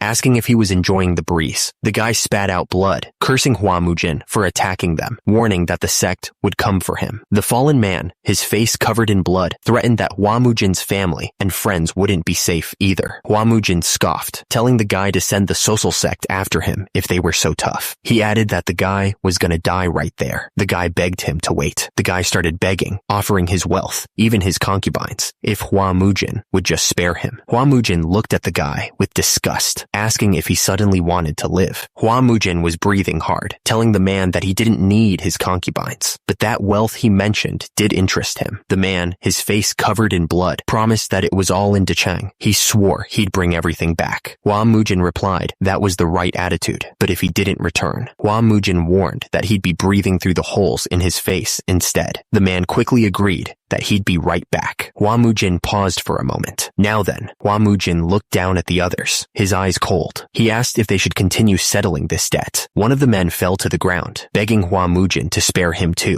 He was clearly terrified of what was about to happen. The man promised that he'd give Hua Mujin everything he owned if he spared him. His face was covered in sweat as he pleaded for his life. Hua Mujin looked down at the man with cold eyes. He told him that that was nonsense, since his property was already his. The man stammered, asking what he meant. Hua Mujin explained that the profits he'd wrung out of the commoners were 7,000 gold nyang. He added the price of all the lives he'd ruined by manipulating the martial clans. Wouldn't that just about equal all his assets? The man stammered that he'd give Hua Mujin everything, including. The man's eyes were wide with shock, a dark hole piercing his forehead. Hua Mujin asked him if he didn't understand plain speech, his voice dripping with disdain. Hua Mujin stood over the body, looking down with a cold expression. He asked why the guy kept offering what was already his, like he was too dumb to understand the situation. The remaining men watched with wide eyes, realizing they were next. The air was thick with fear, and nobody dared to move. One of the men, desperate to save himself, asked who was next in command after the dead guy. He stammered that he was the vice sect leader. Hua Mujin replied, surprised that he hadn't been expecting that. The vice sect leader begged Hua Mujin to spare him. He swore he'd live honestly if he got another chance, his voice cracking with desperation. Hua Mujin stared down at the vice sect leader. He told him that he could live, deciding to spare him for now. Hua Mujin then asked how much the dead man's property was worth, including his house, brothel, and cash. The vice sect leader reported that it all amounted to 4,000 gold nyang. Hua Mujin also wanted to know about the Bangho sect's total assets, including all establishments, which the man said were at least 10,000 gold nyang, plus a 500 gold nyang tribute to the social sect. Hua Mujin looked at the numbers. He noted that the Bangho sect leader had 4,000 gold nyang, and all business profits would naturally come to him. He added the Bangho sect's total assets of 10,000 gold nyang, the tribute to Sosol of 500 gold nyang, and compensation for their emotional damage, totaling about 20,000 gold nyang. He declared that this sounded fair. The vice sect leader stammered that he would prepare the transfer documents and bring them right away. Hua Mujin agreed, telling him to handle all documents and gold right there. The vice sect leader replied with a fearful, "Yes, sir." Hua Mujin paused, a dark glint in his eyes. He asked if they should start negotiating the ransom prices for the rest of them. The remaining men looked on, terrified. Hua Mujin told them he'd spared the leader, but he never said he'd spare the rest of them. The remaining members of the Bangho sect begged him to spare their lives. The man screamed, his face contorted with pure terror. It was a sound that echoed through the room, full of dread. Just then, a man walked in, looking surprised by the scene. He said he'd just gotten back from the debt party, clearly confused by the situation. The man explained that each chest held about 400 gold nyang. He confirmed that he was speaking to young Master Hua. The man asked Hua Mujin if he remembered who was backing the Bangho sect. He reminded Hua Mujin that he himself had said it was the social sect. Then he wanted to know if Hua Mujin knew who was allied with them. Chief Do scoffed, asking why he should care about the social sect. He then revealed that Ju Sugang of the Crimson Sword sect was sworn brothers with the Death Black Crow and Red Crow of the social sect. Hua Mujin asked if the Death Black Crow was the guy with the pitch black fingers. He then casually mentioned that he had stuck chopsticks in the guy's eyeballs, which shocked Chief Do. Hua Mujin told Chief Do that the Death Black Crow might be too much for him or Elder Joe to handle, but Hua Mujin warned that Chief Do shouldn't hold him to his standards, because if trouble like that came looking for him, he'd just kill them all. Simple as that. Hua Mujin changed the subject, telling Chief Do to get him some tender beef for dinner. He also told him to make sure his siblings were fed when they returned, before turning to head inside. Chief Do watched Hua Mujin walk away, thinking about how the Death Black Crow was feared even across Sichuan. He wondered how Hua Mujin didn't think much of such a man. He then thought about the incident during the duel, wondering if this was really the same young Master Hua he once knew. The Flame Hua clan estate was quiet that night. The wind whispered through the eaves of the buildings, carrying the scent of pine and the promise of a storm. The merchant group leader was overseeing an ambush on the Flame Hua clan. He scoffed at the other person, saying that he must have been baffled by the customs of the duel. He added that the other person was just someone who's hired to do the job, so why so talkative? The woman coldly ordered them to bring back only one child alive. She said they could kill the rest if they wanted. Her face was stone cold. The person was reminded that one child must not die. He chuckled and said that he understood, and that they'd be back before sunrise. The whole thing was creepy. Hua Mujin's face was filled with fury as he vowed to tear apart everything they held dear right before their eyes. His anger was burning like a wildfire. The wind howled through the mountains, carrying the red flag high. The man stood firm, a silent promise to protect his clan, no matter what the cost. Turns out, the Yomhua clan once had its own era of glory. Countless martial artists, all drawn to the remarkable Yomje, filled the training grounds. Even the prestigious Tong clan of Sichuan highly praised Yomje's character and skill. In just one generation, things changed for the better. The Yomhua clan established itself as a martial family that no one could ignore. They were at the top of their game. Even renowned masters couldn't carelessly touch the warriors of the Yomhua clan. It was a time when all the residents would cheer enthusiastically whenever they walked the streets of Sochang. But after the death of Yomje, things went downhill fast. The succession ceremony for the next clan head went ahead, but the new leader was clearly not up to the task. The incompetence of the new head was plain for everyone to see. The Yomhua clan started to fall apart. Even those who had promised to be loyal started turning away, one after another. It was a slow bleed, but it was definitely happening. It was all a far cry from the image of Yomje, the leader who once commanded the whole world. He was a legend in his own time, and now, to those who were on the side of justice, Yomje was a generous hero. But to his enemies, he was an unbeatable master. He was truly a hero for the ages, no doubt about it. But why was it that the speaker saw the image of Yomje mixed with young Master Hua's back as he walked away? It didn't make any sense. The guard was screaming, calling for the head steward. He asked where the young master and young lady were, his voice cracking with fear. He realized that there were too many assassins from the heavenly demon cult. The guards reported that Elder Joe and the warriors had somehow made it back, but it wasn't enough. There were just too many assassins, and the young lord and young lady were in serious danger. The guard shouted for someone to inform young Master Hua Mujin immediately. He said he was going on ahead, and the other guard agreed. Far from the estate, the fight was happening in a bamboo forest. The assassins were closing in. Hua Mujin looked at the remaining assassins, holding the little brother close. He told them that he wasn't going to kill all of them, so they should think carefully about what they were going to do next. The assassin sneered, warning Hua Mujin that he could lose the kids if he tried anything stupid. The assassin seemed to be enjoying this way too much, like it was all a game to him. He was a real piece of trash. The fight was chaotic, a whirlwind of blades and bodies, moving too fast to follow. There were just so many of the assassins, swarming like angry bees. The assassin was ready to strike, his eyes narrowed behind the mask. He was completely focused on his target, not even a flicker of doubt in his expression. Hua Mujin's voice cut through the noise, telling them to back off quietly. He looked completely calm, like he was just dealing with some annoying flies. Another assassin showed up, shouting for them to kill Hua Mujin. They were starting to get desperate, like they knew things weren't going their way. The fight was a blur of motion, blades flashing and bodies colliding. Hua Mujin moved with incredible speed, deflecting each attack with a strength that seemed impossible. The The assassin swung his sword, sneering that they only sent a decrepit old fossil. He seemed way too confident, like he thought this fight was already won.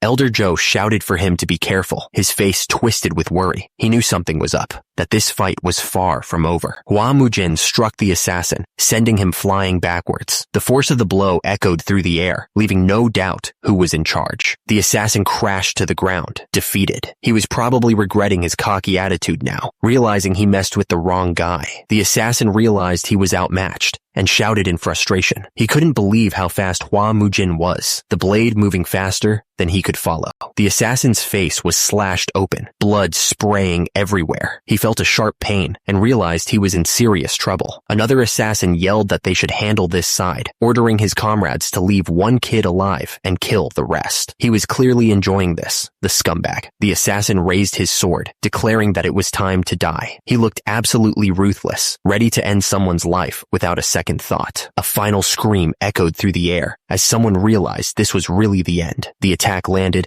and everything went silent. The assassin laughed, clearly enjoying the situation. He was having a blast, feeling no regret at all about his horrible mission. The assassin looked down at the two kids, trying to decide which one to kill and which one to take. He wondered which one would be more useful to his boss. The little sister looked up, fear in her eyes. She stammered for her brother, scared about what was going to happen. The little brother stepped forward, shouting that if someone had to die, it should be him. He wasn't going to let his sister get hurt. Suddenly, a surge of power erupted. Hua Mujin's face glowed, and the air crackled with energy. Everyone was stunned by the sudden eruption of power. The assassin and the two kids looked at each other with wide eyes, trying to figure out what was going on. The assassin looked up, his eyes widening as he recognized the man standing before him. He shouted, "That guy is the mad demon, Hua Mujin!" The assassin said that it shouldn't matter if they killed Hua Mujin too. If he got in the way of their mission, they had to take him out. The assassin lunged forward, swinging his sword at Hua Mujin. He yelled that Hua Mujin had a death wish. Hua Mujin stared at the assassin, his face full of rage. He wasn't going to let this scumbag get away with threatening his family. Hua Mujin launched a flurry of attacks, blades flying everywhere. The assassin raised his swords to block, barely managing to keep up with the speed. The two men stood face to face, the air crackling with tension. They were both waiting for the other to make the first move, ready to strike at any moment. The assassin looked completely baffled. He muttered, "Huh?" Hua Mujin unleashed a devastating sword technique, the force of it creating a shockwave. The assassin shouted, "What the hell is that?" The other assassins realized how dangerous Hua Mujin was and started to panic. They yelled, "Everyone, attack! Kill him!" Hua Mujin didn't hesitate. He unleashed the solitary nine swords technique, a whirlwind of deadly force ready to tear through anything. You could feel the energy building up around him. The fifth form of the sword technique erupted around Hua Mujin, creating a vortex of red energy. The assassins were trapped in the storm of blades. The technique hit with full force. Hua Mujin stared at the assassin, his eyes filled with rage. As the assassin looked back, completely shocked, the assassin screamed as the blades tore through him. Hua Mujin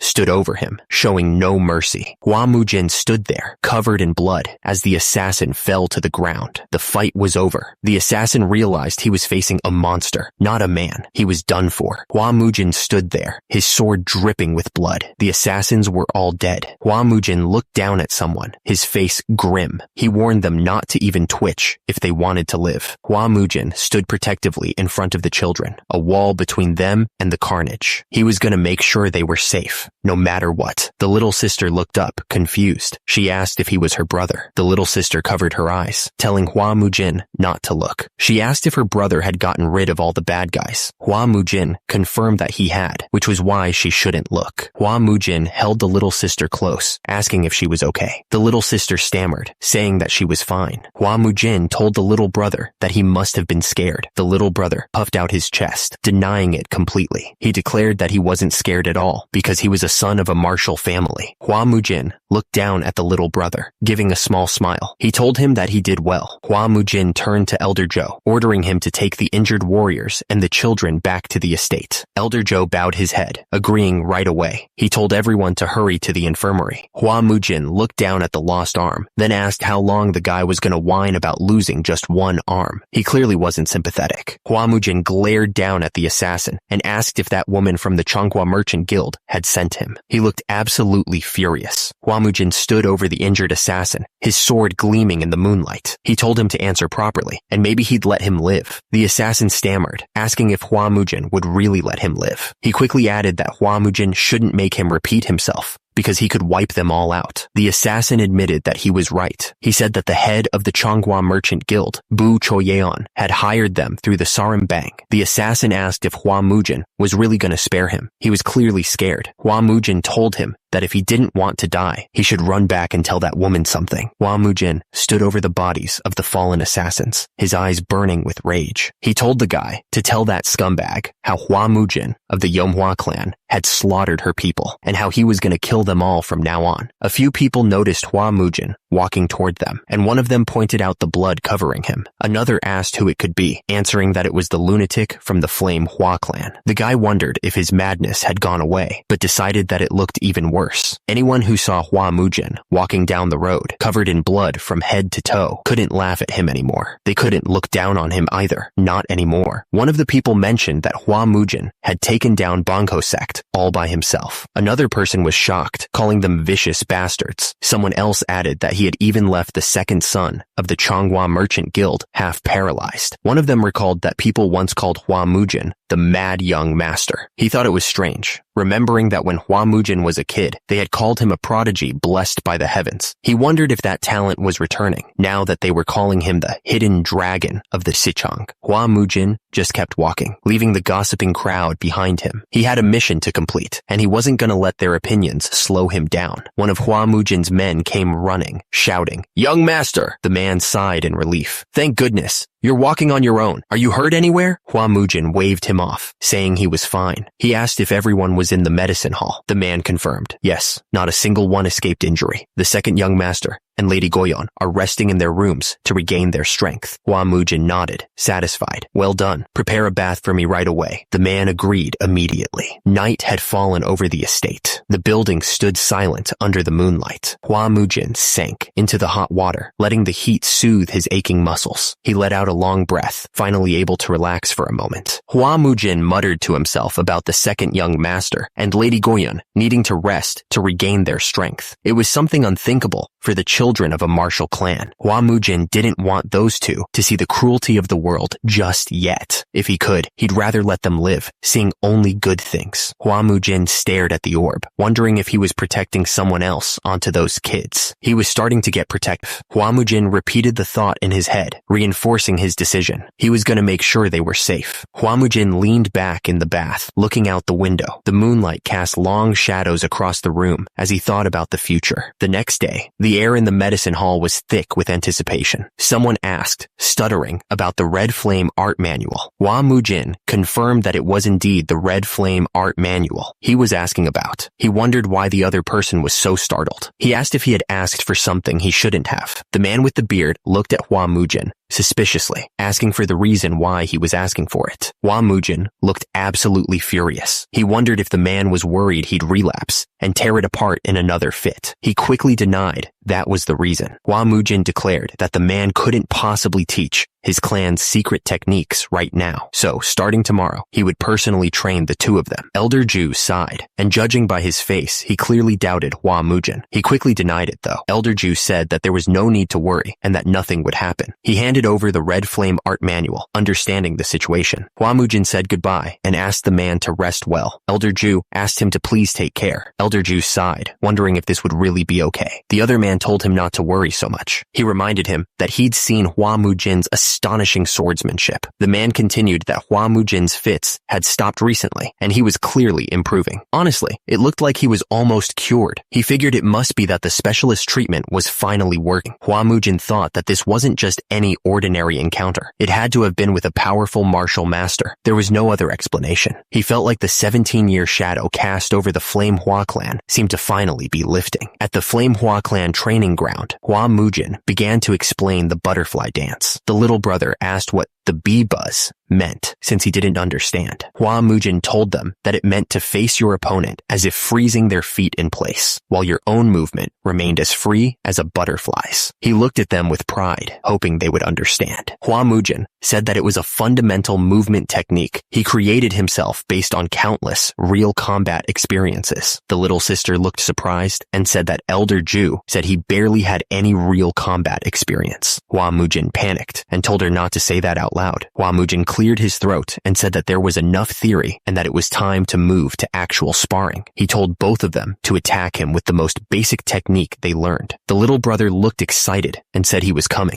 The little sister screamed as she tried to strike. She was putting everything she had into the attack. Hua Mujin didn't even seem to be trying as he blocked both children's attacks. He barely moved, but his defense was perfect. Hua Mujin was starting to get annoyed. He wondered what the hell they were doing and if they were really from a martial clan. He thought that maybe they were just too young. Hua Mujin thought that this was absurd. They didn't know how to balance their weight or rotate from the lower body. They couldn't even manage to do the basics of body control. Hua Mujin shouted for them to stop. He was clearly not happy with their progress. Hua Mujin suddenly stopped, holding his head. He said he had a headache and that they should stop for the day. He asked if they were all right, even though he hadn't hit their heads. Hua Mujin told them that their skills were much better than he had expected. He said that they needed to strengthen their basics before learning any advanced moves. He told them to go rest and that he would see them both at dinner. Hua Mujin sighed, watching them leave. He knew this wasn't going to be easy. He had a long road ahead of him to get them up to speed. Suddenly, someone spoke up, calling him master. The speaker said that Hua Mujin must have had a hard time himself. Hua Mujin apologized, saying that because of him, the clan's martial lineage was lost. He vowed to restore their ruined clan to its former glory and revive the clan's martial legacy. Hua Mujin was going to find that scumbag, the one who bore that cursed swordless mark, the one he couldn't defeat in his previous life. He was dead set on finding him. Hua Mujin's eyes narrowed, and he said he was going to kill him, no matter what it took. His face was set in stone. He wouldn't be stopped. Hua Mujin stared at his hand, frustrated that he couldn't even lift it, but he could feel it. The energy in the air was changing. Hua Mujin started practicing his sword forms, and he could feel his speed increasing with every move. The red energy around him intensified. Hua Mujin leaped into the air, the sword a mere extension of his will. He was determined to master these skills, no matter the cost. A few days passed. Then one of the men announced that he had returned. It was obvious that he had been gone for a while. Hua Mujin simply said it was good work. He didn't seem overly impressed. The guy was furious. He asked if all Hua Mujin had to say was good work after everything they'd gone through to protect the second young master and Lady Soyeon. He wanted to know who told Hua Mujin to pull that garbage in the first place. Hua Mujin stared down at the man, warning that if he had arrived even a little later, they'd all be dead. He threatened that if they ever pulled something like that again, he'd make sure to kill them himself. The man apologized immediately, stammering. Another man commented that Hua Mujin was definitely getting better. He said that he was the only one who could treat the young master, and that with just a few more sessions, Hua Mujin would be fully cured. The guards saw the approaching figure, and one of them asked who it was, saying they didn't have any food for beggars. But another one of the men quickly corrected him, pointing out that it was Sir Taoist, the same man who had treated them. The man apologized deeply to Sir Taoist, explaining that the young lord hadn't fully recovered yet. He then cleared his throat and shoved another man out of the way, trying to make amends for the rude behavior. The man realized how rude he had been and apologized, explaining that he hadn't recognized Sir Taoist at first. He looked genuinely embarrassed by his mistake. Sir Taoist smiled slightly, saying that they must be hungry after their long journey. He politely asked them to come inside first, trying to ease the awkwardness. A few days before, the man recalled that the Taoist had inherited the Taoist lineage of the Wudong sect. He also remembered that the chief steward had paid a hefty sum to invite the Taoist, who was famous for his miraculous martial arts and positive energy healing. Hua Mujin looked at the Taoist and said, "So this is the man? Please, come in." He cleared his throat, signaling for the Taoist to enter. The chief steward bowed deeply to the Taoist, showing his respect. He seemed eager to please the man who had been invited at such a high price. The chief steward looked at the Taoist suspiciously, asking if he had really inherited the Wudong sect's Taoist lineage. He seemed to be testing the Taoist's claims. The Taoist stammered for a moment, then declared that he was the only Taoist to inherit the true essence of the Wudong sect. He boldly proclaimed, "I am the Wudong White Immortal." Hua Mujin looked down at the Taoist with a smirk, saying, "So you claim to be the Wudong White Immortal? How strange. I've never heard of any successor of Wudong's Taoist lineage surviving." The Taoist stammered, looking up at Hua Mujin. He tried to defend himself, saying that it was nonsense and he was the real deal. He told Hua Mujin to listen to him and tell him the truth while he still could, because he wouldn't be able to turn back later. Hua Mujin looked at the Taoist with a skeptical expression. He asked what the Taoist was saying and if he was doubting him. Hua Mujin told him to go on and keep talking, and he'd try to believe him for real. Hua Mujin drew his sword and prepared to strike the Taoist. He said that if the Taoist was truly a disciple of the Wudong sect, dodging the sword should be a piece of cake. He moved fast. The Taoist screamed as Hua Mujin's sword came closer. He couldn't dodge it. He was terrified. The chief steward started yelling, asking what Hua Mujin was doing and demanding that someone stop him. He questioned why the young master was treating the grand man before him that way, but Hua Mujin cut him off immediately. He told the chief steward to shut up and go fetch a bucket of water quickly, because he was going to show everyone something funny. Hua Mujin didn't even wait. He poured the water on the Taoist's head, soaking him completely. The Taoist just groaned in shock, not expecting that at all. The Taoist looked absolutely furious. He shouted, asking what this madness was. He demanded to know if the Flame Hua clan repaid kindness by humiliating their savior. Hua Mujin didn't say a word. He reached out and grabbed something on the Taoist's face, pulling hard. Turns out it was a fake beard. The chief steward and the others stared in disbelief. The chief steward stammered, realizing that the Taoist was a fraud. Hua Mujin stared down at the Taoist, a sinister smile spreading across his face. He pointed out that the guy had even glued the beard on carefully before calling him a filthy fraud. Hua Mujin looked absolutely furious. He couldn't believe he'd actually fallen for the scam, and he let the Taoist know that he had insides trying to swindle him of all people. The chief steward asked Hua Mujin what he was going to do with the guy. Hua Mujin suggested cutting off his limbs and turning him into an eunuch, his eyes burning with anger. Hua Mujin said he wasn't going to kill the Taoist, because if he died, how would he get his money back? The Taoist started begging, saying he'd return all the money he swindled if Hua Mujin would just spare his arms and legs. Hua Mujin said that was a given, but he was also going to charge the Taoist for his useless limbs and manhood. The Taoist begged for anything but that, saying he'd pay any amount Hua Mujin asked for. Hua Mujin asked the chief steward how much the Taoist had scammed from him. When he heard it was 50 gold nyang, Hua Mujin couldn't believe it. He asked what the chief steward had been doing all these years to get conned that badly. The chief steward tried to explain that he'd heard the Taoist was a great healer, but Hua Mujin cut him off. He shouted that he'd heard enough and didn't want to listen to any more of it. He looked absolutely furious. Hua Mujin told the Taoist that he heard him and he should start with the 50 gold nyang. The Taoist stammered, saying the money wasn't there right now and they'd have to go to his residence in Jinyan. When Hua Mujin heard it was 4 hours away, he told the Taoist to lead the way. The chief steward asked if they should come along, but Hua Mujin told them not to bother. He asked what they would even do with their weak bodies and if they wanted him to clean up their corpses too. Hua Mujin told them to stay home and not cause trouble. The chief steward looked down, feeling useless. Hua Mujin ordered the scammer to move it and lead the way. The Taoist stammered, agreeing immediately. Meanwhile, the chief steward watched him go, worried. He muttered that the young master was no longer the man he used to be. Hua Mujin ran after the Taoist, his cloak billowing behind him. He was dead set on getting that money back, no matter what it took. Hua Mujin followed the Taoist out of the city. People moved out of their way, whispering and watching them go. They walked further, leaving the city behind. The houses became smaller and fewer until there was nothing but fields and the road ahead. Hua Mujin clicked his tongue, getting annoyed. He thought he should have brought a horse. There wasn't a single beast in this trash place. The Taoist pointed toward a fancy carriage and asked Hua Mujin to get on. Hua Mujin just smirked. He remarked that the Taoist must have scammed quite a lot of people to afford that. Hua Mujin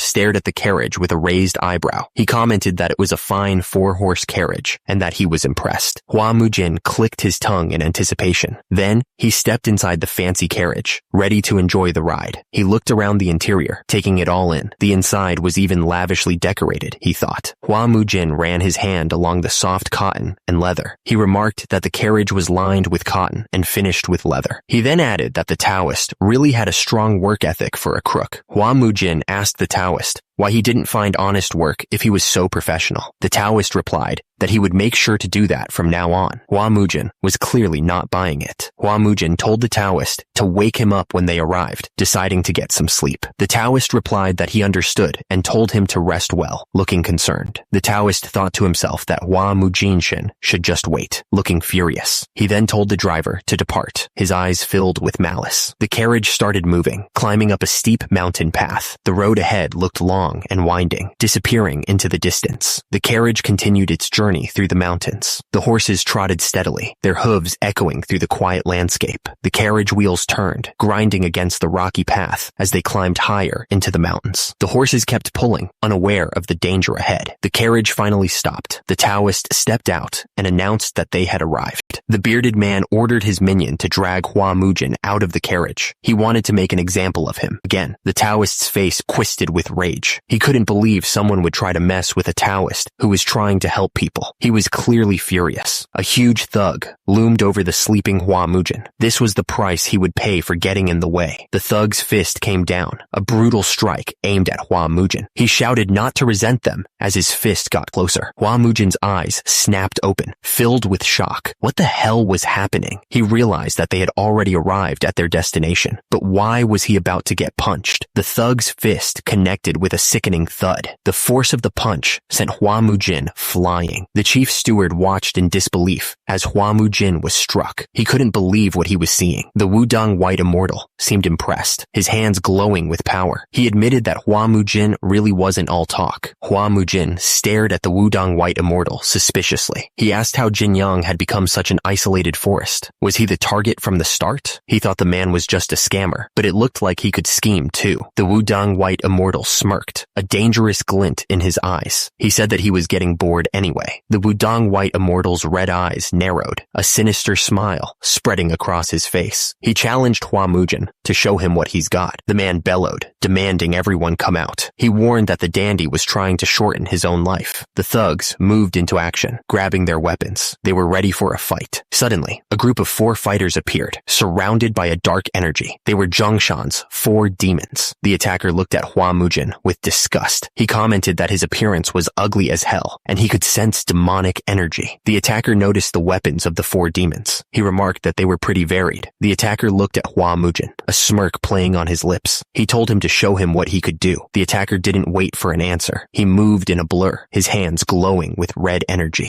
Hua Mujin grunted as the blow landed. The force of the strike sent him staggering back. Just as the attacker was about to strike again, the Zhonghayan 4 demons rushed in. They surrounded Hua Mujin, ready to defend him. One of the Zhonghayan 4 demons realized what was happening. He shouted that the attacker was only going after one person. He told his comrades they had to help Hua Mujin. The attacker was hit hard, and he could feel it. He yelled, saying that the blow was coming down like a mace, and that it was so heavy. Hua Mujin managed to block the attack, but the force behind it was immense. He grunted as he absorbed the blow. The clash between them was intense, each blow carrying tremendous power. Sparks flew as their weapons met, the force of impact shaking the ground. Hua Mujin stood over the attacker, looking down at him with cold eyes. He told him that he was nothing special after all. Hua Mujin didn't waste any time. He struck the attacker with a final, devastating blow, sending him flying. The attacker yelled, feeling the power behind his strike. He was sure he had the upper hand. Hua Mujin barely managed to block the attack, but the force behind it was huge. He could feel the impact shaking his arms. The sound of metal on metal echoed through the mountains as their weapons met once more. The attacker grunted, pushing harder. Hua Mujin was hit, the force of the blow taking his breath away. He felt a sharp pain shoot through his body. Hua Mujin didn't give him a chance to recover. He launched a counterattack, his sword moving with blinding speed. Hua Mujin barely managed to hold his ground, blocking the strike just in time. He grunted, feeling the force of the blow. The immortal didn't let up, pressing his attack with relentless speed. He was determined to break through Hua Mujin's defenses. Hua Mujin was hit, the sword tearing through his guard. He felt a sharp pain as the blade made contact. Hua Mujin fell to the ground, the force of the blow sending him sprawling. He groaned, trying to get back on his feet. Hua Mujin thought to himself that they were definitely using demonic arts. He wondered how there could be demonic arts here in the Central Plains, and he didn't want to kill juniors who used them. He wondered what to do. do. Hua Mujin looked down at the men he had defeated and paused. He was trying to decide what to do with them. One of the Zhonghaian 4 demons fell to his knees, begging for his life. "We lost. Please spare us," he pleaded. The same member of the Zhonghaian 4 demons continued to speak. Damn it, to think the Zhonghaian 4 demons would be defeated so helplessly. After the first few moves, it was obvious we're no match for you. Why'd then mess around and get hit, if you like getting hit? Hua Mujin looked down at the defeated men and said, "Fine, I'll spare you. I'll destroy your energy core and sever your meridians." The member of the Zhonghaian 4 demons cried out in pain as Hua Mujin's words hit him. One of the Zhonghaian 4 demons was on his knees, begging for mercy. He cried out, saying they were only following orders. Hua Mujin just stared down at the man, unimpressed. "Don't whine at that age of yours," Hua Mujin said coldly. Hua Mujin leaned in, demanding to know who taught him those martial arts. The Zhonghaian 4 demons member seemed confused. He stammered, asking what Hua Mujin meant by that. Hua Mujin pressed him harder. He wanted to know who his master was. Hua Mujin said it was ridiculous to call what he had demonic energy, but that was definitely it. He added that there weren't many who emitted demonic energy in the central plains. The member of the Zhonghaian 4 demons started to crack. He admitted that until the year before he was last alive, they didn't even know his master's name. He said that their master told them to forget about looking for other disciples under him. Hua Mujin scoffed. He said that they should have kept their heads down and practiced shabby martial arts quietly, but instead they went thieving. The member of the Zhonghaian 4 demons denied it immediately. He said they weren't thieves and only helped with their brother's business on the side. The Taoist looked up at Hua Mujin, trying to justify his actions. He asked if Hua Mujin knew what that man was like, and still helped him. He argued that saving people was a righteous deed, wasn't it? Hua Mujin cut him off, clearly not interested in excuses. He ordered them to leave and to stop being lackeys. He coldly warned that if he ever saw them again, they would die. The group quickly thanked him, relieved to be let off so easily. Hua Mujin continued, now demanding that the Taoist not only pay ransom for the men, but also pay with his own life. He added that he wanted reimbursement for his lost stamina and mental damage during the whole incident. The Taoist stammered, asking if there was even such a thing as mental damage. Hua Mujin watched as the carriage slowly made its way down the mountain path. He didn't say a word, just stared as it disappeared into the distance. One of the thugs remembered his master's words. He had said that they weren't good at thinking and had gullible ears. Their master had warned them that they needed to carefully choose who they befriended. One of the thugs brought up something their master had said. He had told them that if they ever met someone strong and righteous, they should follow them and serve them. The other thugs nodded in agreement. Their thoughts were aligned. Hua Mujin was getting annoyed. He asked why they were stopping again and what it was this time.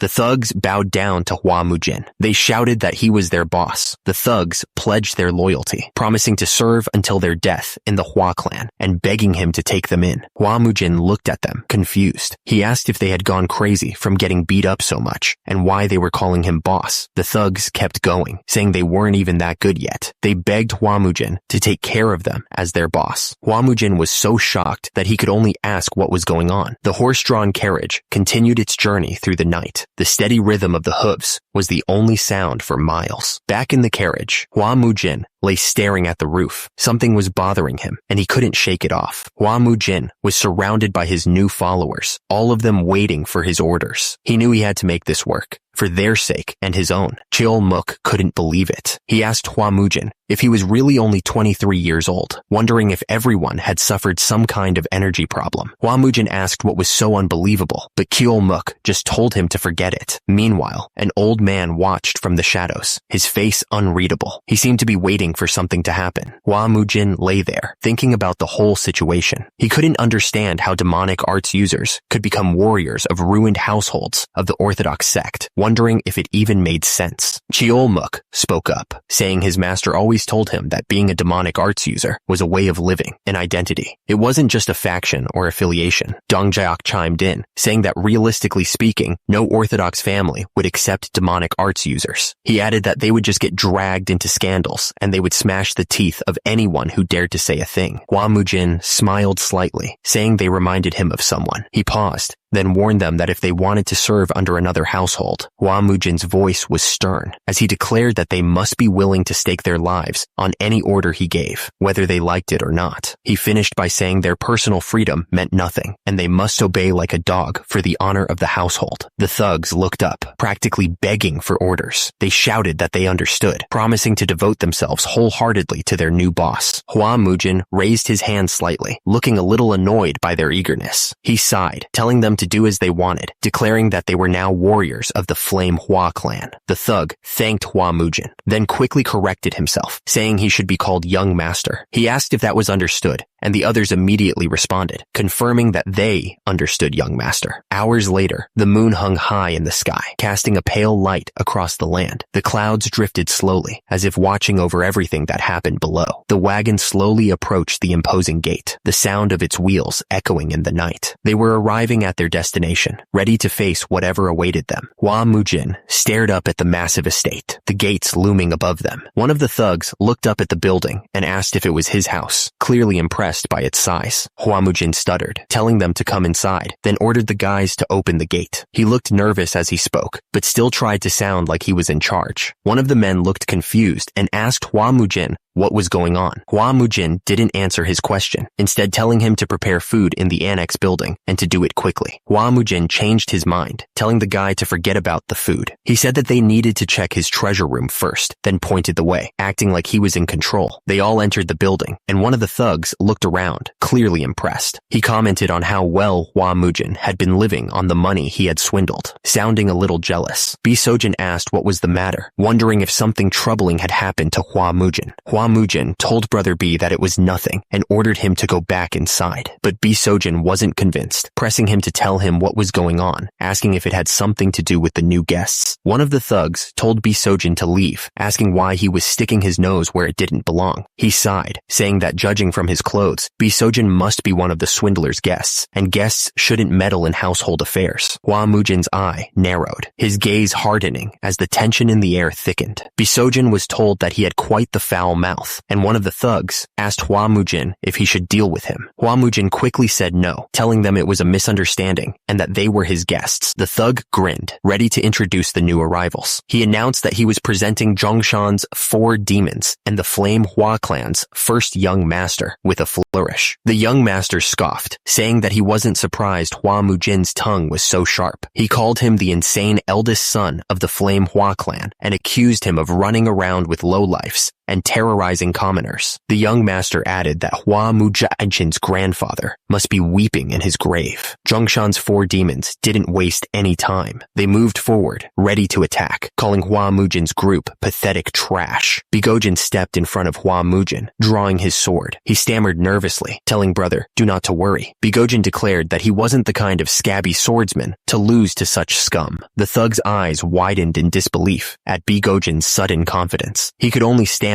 asking if he was serious. The grip tightened on the staff. He'd had enough of whatever was going on. The man with the staff looked absolutely furious. He asked for permission to crush that scumbag's jaw. Bigojin pleaded with the young master, begging him to allow him to handle it. He insisted that he would take care of it himself. Bigojin stood his ground, facing the attacker. The air crackled with tension. The young master smirked. He said that the dog does know how to protect its owner, and told the mutt to come at him. Hua Mujin narrowed his eyes, locking onto the target. His sword flashed out, a streak of pure energy aimed right at the attacker. The swords crashed together with a deafening clang. The attacker laughed, confident in his strike. The attacker smirked, observing Hua Mujin's technique. He declared that Hua Mujin's swift style was useless because he lacked strength. Hua Mujin looked absolutely shocked by the statement. The swords met again, the force of the impact reverberating through the air. Hua Mujin felt a surge of panic as he realized the attacker might be right. With a sickening crack, Hua Mujin's sword shattered. He stared down at the broken pieces, unable to believe what had just happened. The onlookers watched the fight above them with intense anticipation. They were sure that it was over, that there was no way Hua Mujin could make a comeback from here. One of the fighters examined the swords, realizing that his own weapon was weaker. He figured that it would break soon, either his sword or his skull. Suddenly, something unexpected happened, and he was caught completely off guard. The swords crashed together, the force of the impact sending shockwaves through the air. Each strike was faster and more powerful than the last. The sword moved with incredible speed, cutting through the air like a hot knife through butter. It was a strike that could decide the entire fight. Hua Mujin's eyes burned with determination, his focus absolute. He was ready to give it everything he had, no matter the cost. The air crackled with raw power, and the ground trembled beneath their feet. The energy was building up to some kind of massive attack. Hua Mujin was calm and collected, as if he knew exactly what was going to happen next. He asked one of the thugs to throw him his iron club. The thug, surprised, replied, "Yes, young master."